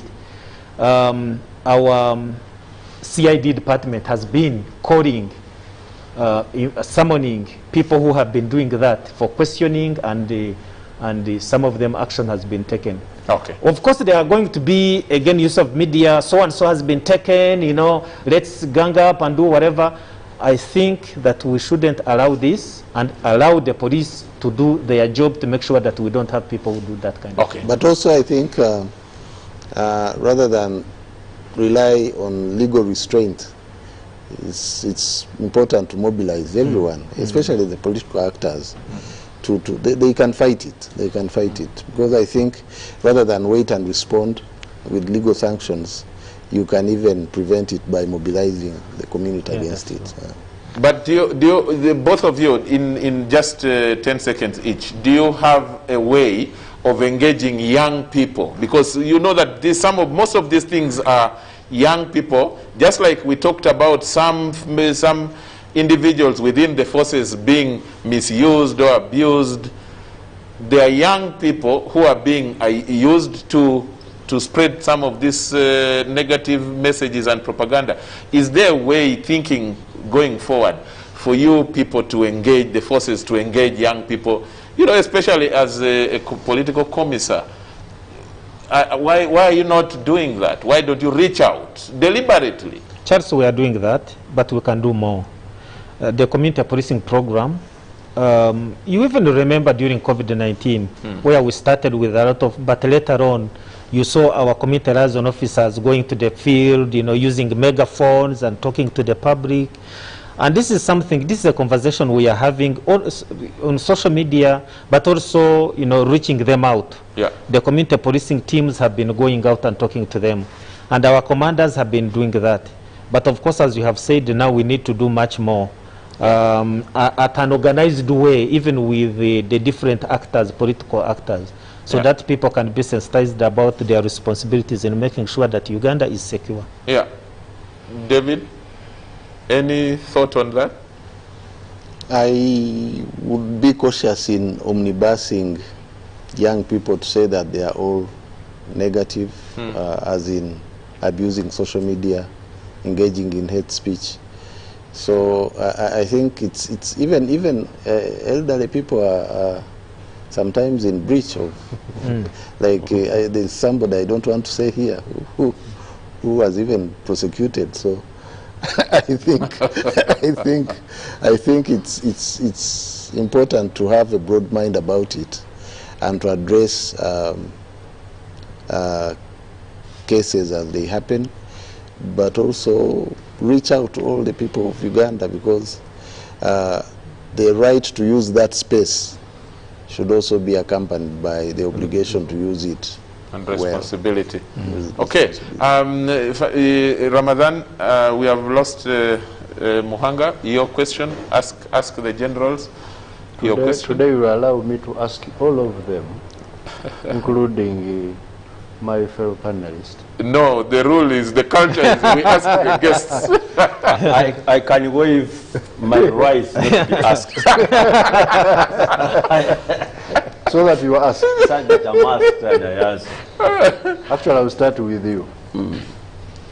Do we have in Uganda political prisoners or detainees you are aware of as an active participant? Yes, we do. And let me explain it. You see, originally, the orthodox political detainee would be somebody who would be rushed to Rizira without a charge or something like that. Today, in law, and General Mohoz knows this, there is what we call a holding charge, which not that you have committed a crime necessarily, but they charge you for a crime, and by the time they want to prove you innocent, you've already spent some time within prison. And there are many people who are on political holding charges in this country. There are many, many of them. So do we have political detainees? Yes, but through a manipulated political system. Okay. Have I answered your question? But no prisoners? No, they are there. Hmm? Time is running. Yes, go for the guests. Mr. Kasinje, police in Uganda is habitually late, almost in everything. Habitually late in response, in detection, in prevention. Why is this the case? And how do we avoid it or mitigate it? Yes, I think there are instances where if you look at our annual crime statistics, maybe you come from 10 years, 5 years, you are able to see response time of the police. At one time it was something like 20 minutes, 30 minutes.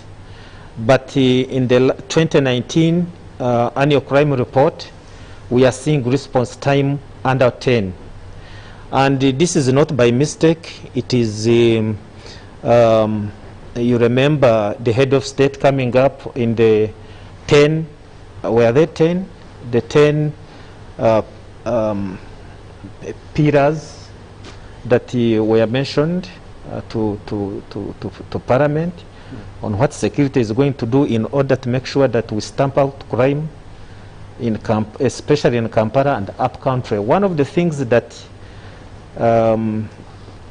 we were instructed and we are doing is to make sure that we have a response teams at all police stations, and you remember even to have counter numbers where a member of the public can call a number that is known, the numbers that we publicized on radios, in media, everywhere, so that instead of calling Kampala and then Kampala calling the region and then the region calling the district, which definitely makes us delay. I can say that we are improving, but definitely we want to be much more. Of course, it is going to be coupled with the logistics. We must have at every station, vehicles, motorcycles, and all that, and we are building that capacity. And finally, to General Muhoozi, what mechanisms is the UPDF, as you assist police in this election to secure it, are you putting in place to ensure that the election does not trigger violence and insecurity in the country?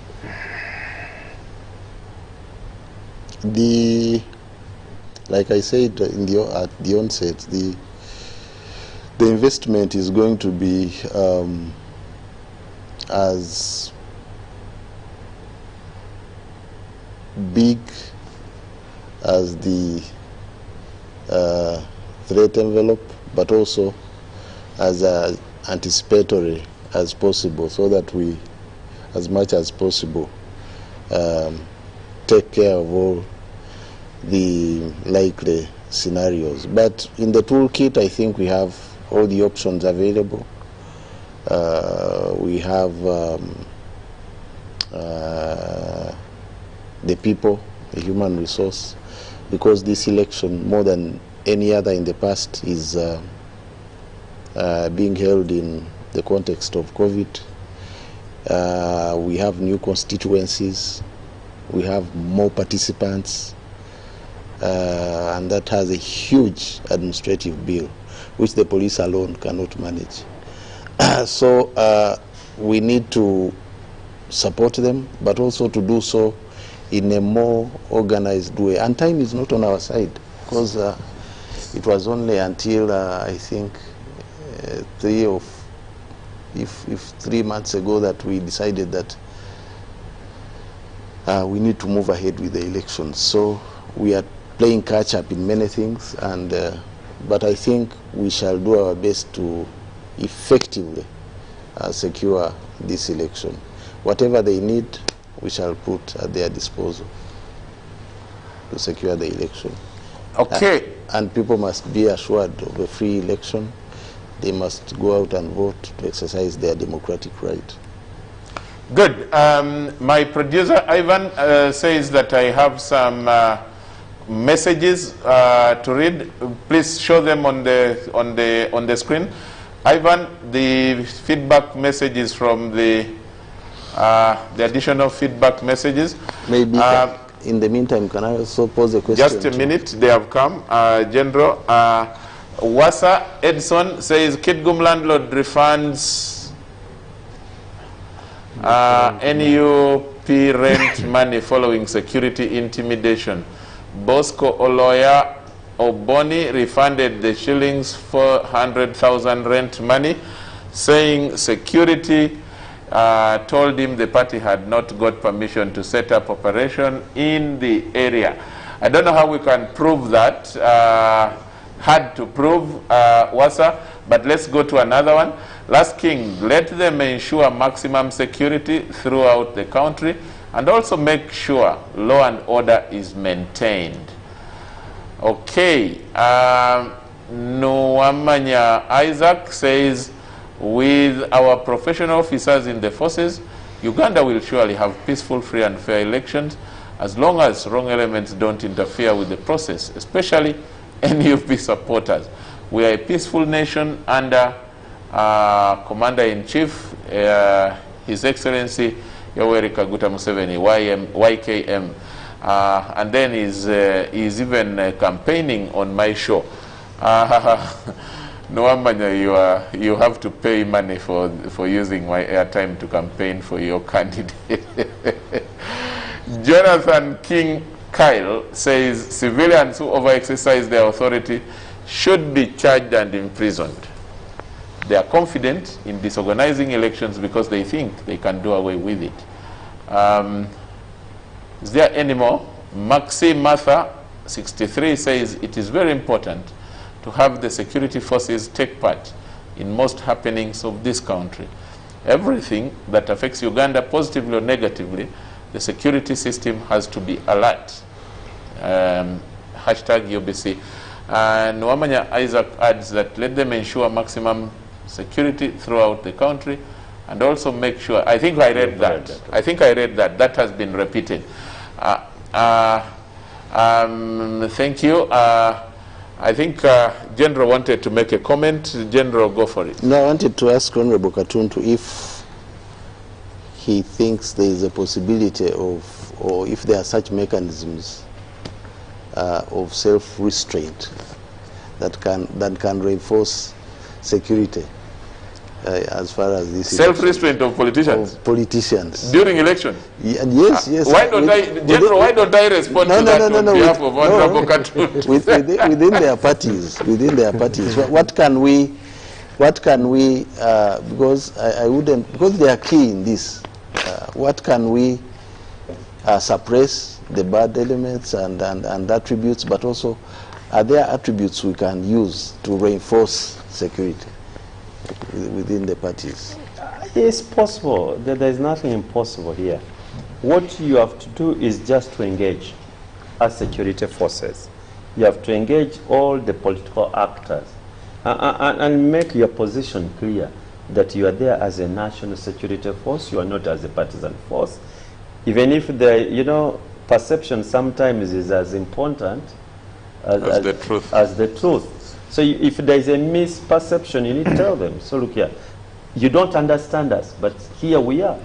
We are in there for all of you, but we think things should be done this way. And I'll give you an example. How many times have you ever met opposition leaders officially, not just running into each other at a party or corridors of parliament and so on, where you have invited the opposition leaders to your office, police force, how many times have you invited them, not because there is an incident or they are seeking a permission to do a particular activity, but where you have invited to engage them? Let me give you an example. Many years back, General Kaihura invited me to go and address the police recruits. And I thought that was a good gesture. I asked him, do you want? He said, no, I'm not going to tell you what I want you to tell them. It's all up to you, but I prefer talk about the law. And I thought that was very, very interesting in my view, that a police chief would think this is an opposition leader, but he knows a little bit of law, and he may be useful to officers who are being trained. And actually, they were not private officers. These were cadet, what do you call them, cadet assistant superintendents of police. And he invited also, I think, Professor Latigo. He did. Yes, he did. I think that gives confidence to these leaders, and eventually they act with what you're talking about, self-restraint. So no. This is not in the interest of the country. This is not in the interest of security. It is all about engagement, in my humble view. So you are saying, in other words, that there is no contact between the opposition and the forces, so the forces perhaps to some extent see them as, you know, intruders. That they look at you as the other side, and you look at them as this side. Chief Political Commissar should respond to this to help even General David. You know, it is correct.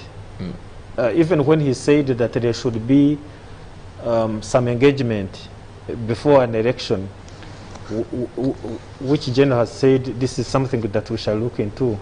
And actually for me, I was even thinking that, you know, can be done at a district level by the district security committee. They call the candidates, they sit them down. And I think that's why the General said is there that consensus that people can come, and then they I think it's good for all of us. But specifically what he was saying, there have been engagements going on as individuals, as groups, at police headquarters. I have been there. I have seen different inspectors general. Many people say inspector generals. Inspectors general. I saw General Katumba Wamara one time. Mao, Honorable Mao, Chairman Mao came and talked to us. I remember General Katumba calling Dr. Chiza Besigye. You remember the Kazora, Chiza Besigye. I think there was Miriam Matembe, and the group. They came to police headquarters. We had an engagement, and I don't think it was one. I think there were several. And at police headquarters, yes, I may agree that sometimes because they want to have an activity, something going on, but they are also at liberty to say we want to have an engagement with the Inspector General of Police. Normally, our Inspector General of Police even goes beyond that. Okay. And he says, can you meet even my top management level? Normally on Wednesdays like today. Okay. You come and talk to directors, and then we'll be able to exchange views in how we can improve. Very good thoughts, and I pray that they can be actualized, because definitely sounds good for the country, and we want the best for our country. But interesting discussion, except that it has to end all the same.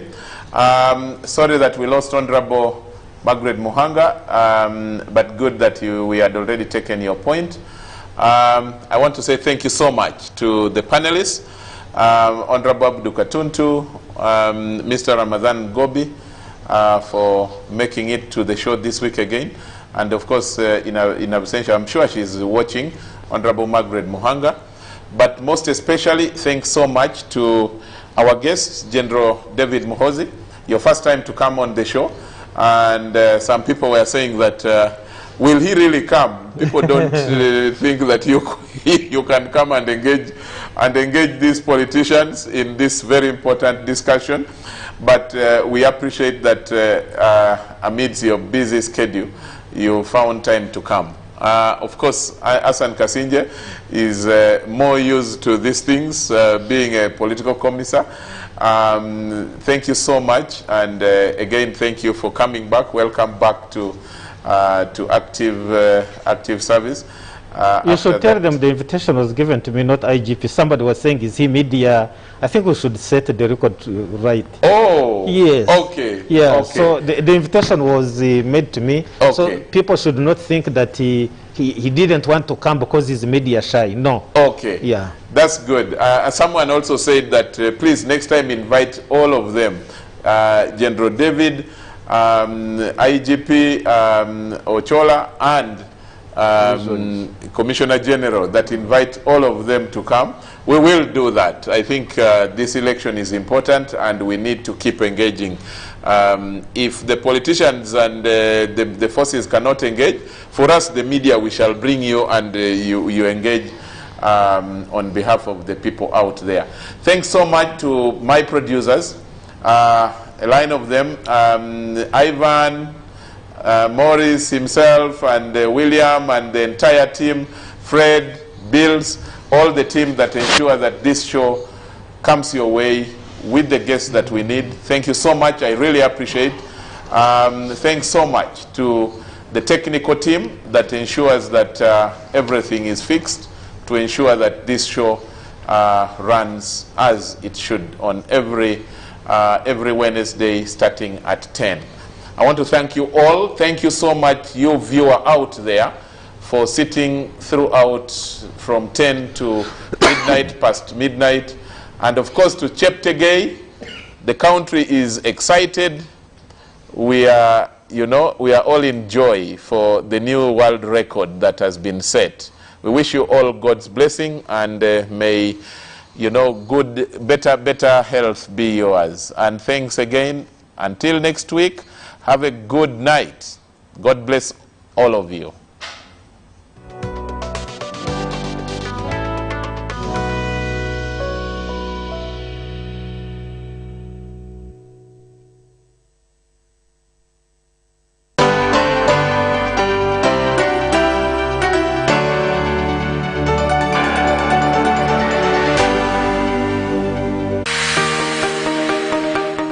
The National Teacher Policy is contained in the 1992 White Paper on Education and other documents with the ultimate goal of achieving quality education to produce quality, motivated, accountable and adaptable teachers that are responsive to education development needs in the teaching profession. Join the conversation this week on your public broadcaster with the teachers and stakeholders in education as we discuss the policy overview, objectives, priorities, policy actions and strategies, and the policy implementation standards. The panelists of this discussion this Thursday, 8th October 2020 at 3 p.m. are Mr. Chikomeko Joseph, Assistant Commissioner, Instructor, Teacher Education, Minister of Education and Sports; Mr. Patrick Kaboyo, National Secretary, Federation of Non-State Education Institutions; and Mr. Tumuhimbise Zado, National Chairperson, Uganda National Teachers Union. This discussion is brought to you by the Ministry of Education and Sports with the support of UNESCO. Uganda is born again, free and independent.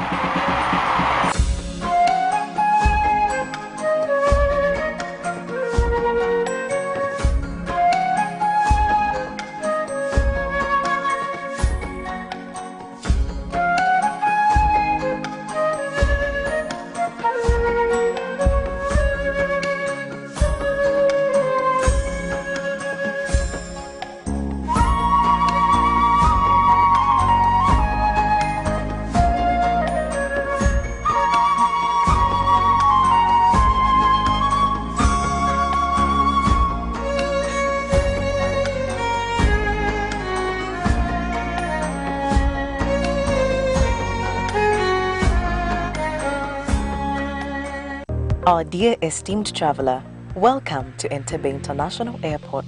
For your health and safety, we request you to comply with the standard airport inspection.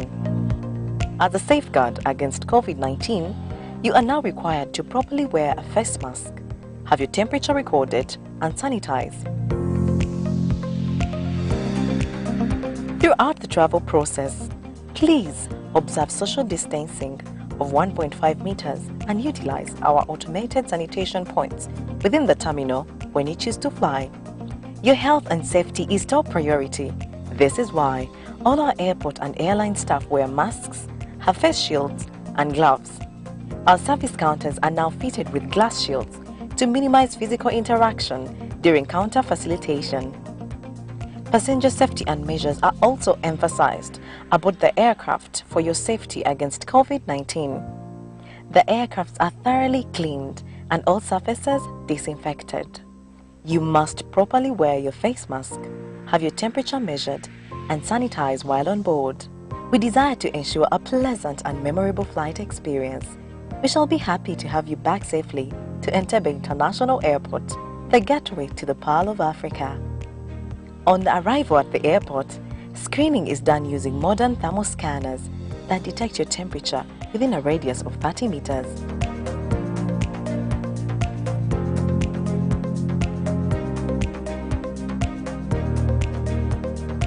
To minimize physical interaction, we invite you to take advantage of our self-help immigration service for clearance.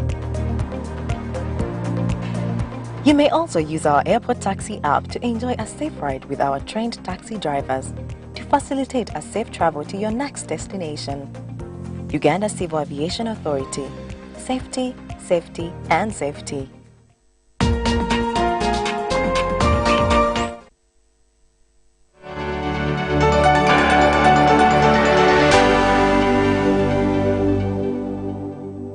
Use the word smart with me.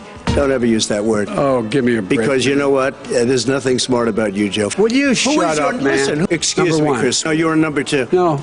He's Putin's puppy. You were a senator. And you're the worst president America has ever had. Hey, Come Joe, on. China ate your lunch, Joe. It's hard to get any word in with this clown. It's as if many people see this upcoming election as a showdown between good and evil. If you like Biden, he's the country's only salvation from his racist, fascist opponent. But if you like Trump, only he can protect America's new greatness from his senile rival. It's like a reality TV show where actual policy is absent from the conversation. The thing is, though, if you can get past the rhetoric and the emotion, is there really any difference between them? It's honestly the difference between right and wrong. Joe Biden is an incredibly experienced candidate. Donald Trump is a joke. I think the key is that, Biden is a lifelong politician. Trump, on the other hand, came up, no government experience, no office experience whatsoever. I don't feel like Trump really has any idea of policy. He just does stuff and says what he wants. And where, I might have some issues with policies Joe Biden has, at least he has a policy, a consistent framework that he's going to go forward with. I don't know about a specific policy, but I think it really is the difference between life or death for so many marginalized communities. I mean, obviously they're both old white dudes. Trump hasn't been all that different from the Obama administration, in which Biden was the VP. Remember the wall Trump wanted to build in 2016 as part of his popular promise for a new stance on immigration? We will build a great wall along the southern border. Impenetrable, physical, tall, powerful, beautiful southern border wall. A wall is an immorality. It's not who we are as a nation. Racist and xenophobic wall. Democrats quickly attacked it as racist, and along came the sad pictures of caged immigrant kids, with Trump to blame for their misery. Except some of those pictures were from 2014, under the Obama administration. That's right, Trump actually continued many of the same immigration policies from before. In fact, ICE arrests and deportations are still lower than they were under much of Obama's watch. Let's not forget about the peace promise Trump made on his way to the White House. I'm proud to have the support of war-fighting generals active duty military and top experts who know both how to win and how to avoid endless wars. It echoed Obama's 2008 election promises. We will begin to responsibly leave Iraq to its people and forge a hard-earned peace in Afghanistan. And also, like Obama, Trump has so far failed to deliver. The difference here, though, is that the former president got a Nobel Peace Prize in 2009, even though many of America's foreign entanglements worsened under his administration. In 2016, Trump even campaigned against the interventionist posturing of both parties. But we will no longer use American military might to construct democracies in faraway lands or try to rebuild other countries in our own image. Those days are now over. There's also Obama's bloated budget deficit, which continues to grow under Trump. The current president made tax cuts for the rich, sure, but the economy more or less continued business as usual until the pandemic. When the debates come around again, though, one has to wonder if Biden will be as frank about these parallels as he's been in the past. The truth of the matter is, you all know in your gut what has to be done. We can disagree in the margins, but the truth of the matter is, it's all within our wheelhouse and nobody has to be punished. No one's standard of living will change. Nothing would fundamentally change. When your only two options in an election are so similar in terms of policy, perhaps shouting racist or senile is the only way to keep things interesting. And now you're up to date. RT News is updated around the clock online with alerts on your favourite social network of choice. For now, though, from me, Colin Bray, thanks for watching. I'll be back to update you again in just over half an hour. Hope to see you then.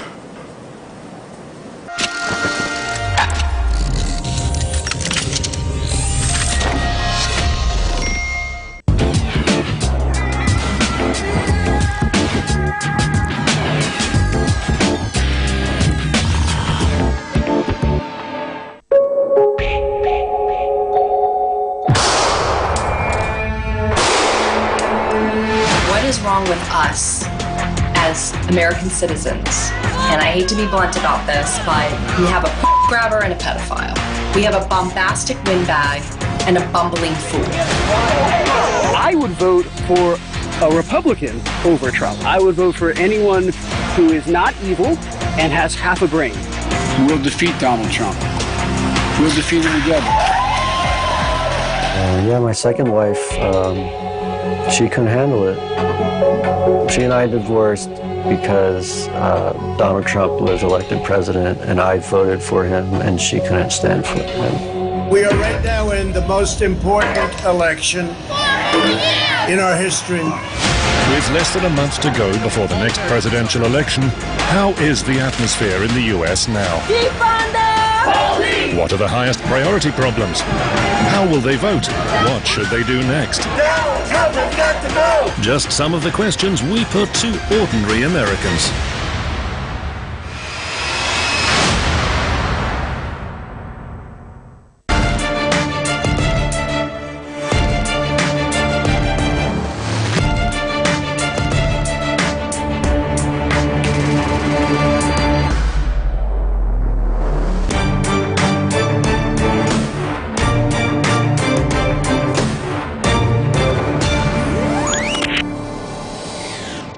Hello and welcome to Crosstalk, where all things are considered. I'm Peter Lavelle. It remains unclear who will be the occupant in the White House this January. What can be easily predicted is the state of the economy for tens of millions of citizens. It appears what is called the K-shaped recovery is permanently dividing the country into haves and to have-nots.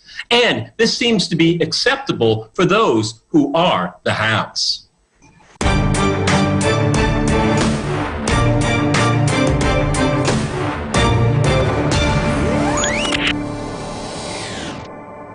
To discuss this and more, I'm joined by my guest, Michael Hudson in New York. He is a professor of economics at the University of Missouri, Kansas City, and author of Forgive Them Their Debts.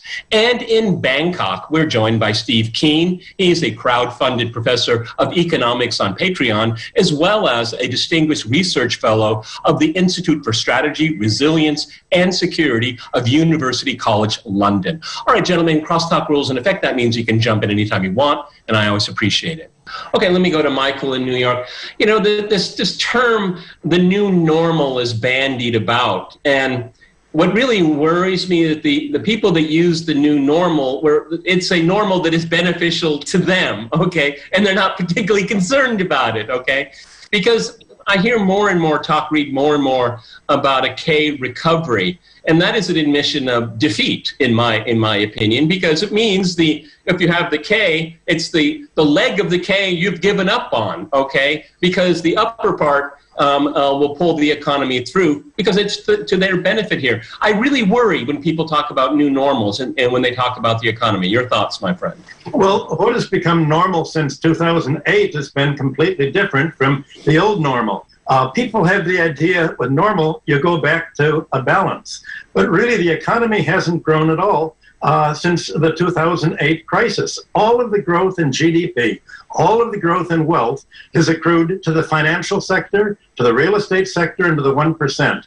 For the 99% of the people, they've gone down and down and down. So the new normal is you can't get rich again by buying housing and join the middle class like you used to. The new normal is paying all of your increase in wages in debt service, in rents, and in monopoly prices, so that the new normal is the market is going to shrink and shrink until we look like Greece looks in the last 5 years. Think of the new normal as looking like Greece: debt deflation and rent deflation.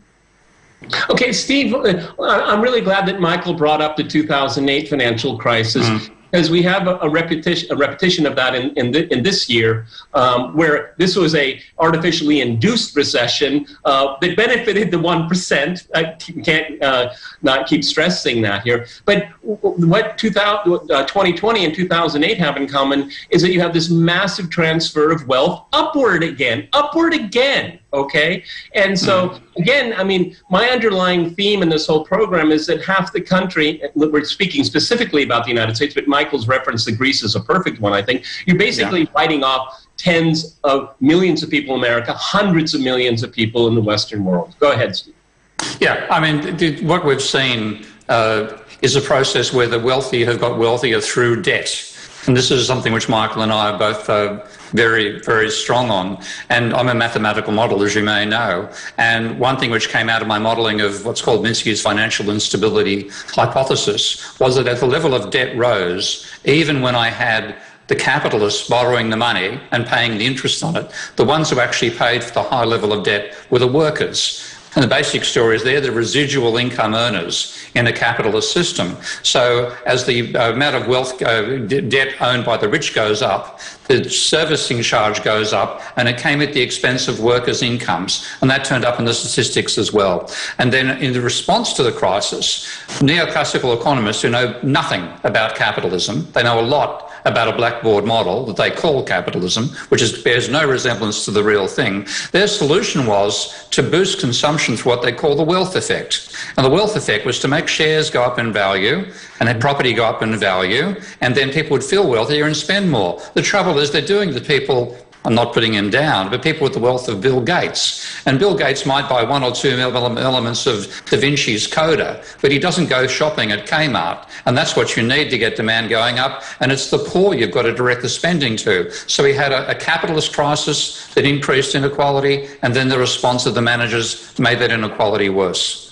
Michael, jump in. That's the whole point of the program. Well, I don't like the word transfer of wealth. The only kind of transfer of wealth there's been is the 10 million families that suffered foreclosures after Obama protected the banks, not the debtors. What there's been is an inflation of stocks and bonds and real estate under the CARES Act. The CARES Act was $10 trillion to save the economy. $8 trillion was put into pushing up stock, bond, and real estate prices, and only $2 trillion was put into the so-called real economy, mainly into the corporate sector and a little bit into labor. So there's been just asset price inflation, not a transfer, but the 1% already owned maybe 80% of the stocks and bonds in the country. They didn't transfer yet more. They simply used the Federal Reserve to lower interest rates, quantitative easing, and vastly increase the price of housing and stocks and bonds, putting them further and further out of reach for the 99% to buy. Yeah, but Steve, where is the real economy here? I mean, how relevant is it to the larger scheme of things? Because this is something I keep noticing too. I mean, we can talk about macro numbers until the cows come home, but that really has nothing to do with what's going on, particularly for average people. Go ahead, Steve. Yeah, I mean, the average people are completely excluded from this. As Michael says, the average person doesn't own shares. You will get a bit of, I could use an Australian expression here, starting with B and ending with T, but I won't. But you get this argument that, they benefit through their pension funds, et cetera, But the percentage of the shares that are owned by workers as a fraction of the overall ownership of shares would be well under with low single figures. So the vast majority of inflation of asset prices benefits the extremely wealthy, not just the middle class, but the extremely wealthy, the 1% or even the 0.1%. And what quantitative easing did was boost stock prices by buying $1 trillion worth of bonds per year off the financial sector, which meant they had $1 trillion additional cash and $1 trillion less bonds. They couldn't buy bonds because the Federal Reserve was being the buyer of last resort, so they bought shares. That drives up the share prices. And at that trillion, of course, that increases asset prices by maybe more than that increase, but the wealthy will sell and benefit from the sale, and they might buy the occasional Lamborghini and somebody to wash it for them. And the result of that is you get a trickle of that $1 trillion of quantitative easing money turning up on the real economy. So it did benefit to some extent, but rather than a multiplier, this was a fractionalizer effect. You put in $1 trillion into the wealthy, maybe you get 50 to 100 billion for the poor. Okay, but Steve, I can say with you real quick here. I mean, the term capitalism has been brought up here. I really don't know what it means anymore. Okay, it seems to be a political slogan. But what you just described here is that you have the Federal Reserve picking winners. I thought that's what socialism does, okay? But they're deciding who succeeds and who doesn't succeed. This is the amusing because I actually regard, this is the product that the Federal Reserve, like all central banks, is staffed almost exclusively by economists trained in what they call the neoclassical school of thought. And the neoclassical school of thought fundamentally argues that capitalism is inherently stable, so the government should get out of the way. But the irony is, in the last 30 years, they've built models which argue that you can control the rate of inflation by moving the rate of interest twice as fast, effectively, as the inflation rate is changing. And that is stuff which is controlled by the Federal Reserve. So in their models, they actually have the Federal Reserve as part of the system, as supposedly a controller. Now, it's a controller that leaves out the most important parts of the economy, and Michael and I hammer this all the time. They leave banks and debt and money out of their models. And then, of course, that's not the real world. The real world behaves in a way that's, for a while, looks like it's their model, then goes completely gaga, and they go gaga as well and say, what can we do? Oh, we can continue boosting share prices, because the one direct conduit they have is from themselves to the financial sector. So it's easy for them to pump money into the financial sector. If there was a conduit to the people through, for example, everybody having an account at the central bank, then they might have been able to use that mechanism, but they haven't even set that up. So it's effectively, again, I'll use one of Michael's terms here, they're giving food to the parasite and saying, please share it with the host. Okay, go ahead, Michael, jump in, please. Well, you use the word real economy. The real economy that you're referring to is what we used to call industrial capitalism. But what Steve has just been talking about is finance capitalism. And finance capitalism is completely different from industrial capitalism. Industrial capitalism in the 19th century seemed to be moving to socialism because it's more efficient to have the government provide public health and public education at a low price, because then the capitalists don't have to pay their labor so much if the government supports their cost of living. But finance capitalism wants to increase the price. It wants to privatize education, raise the price. It wants to privatize housing. It wants to not tax land rent. And it wants to really support the finance, insurance, and real estate sector, the financial sector. And so who takes over the state?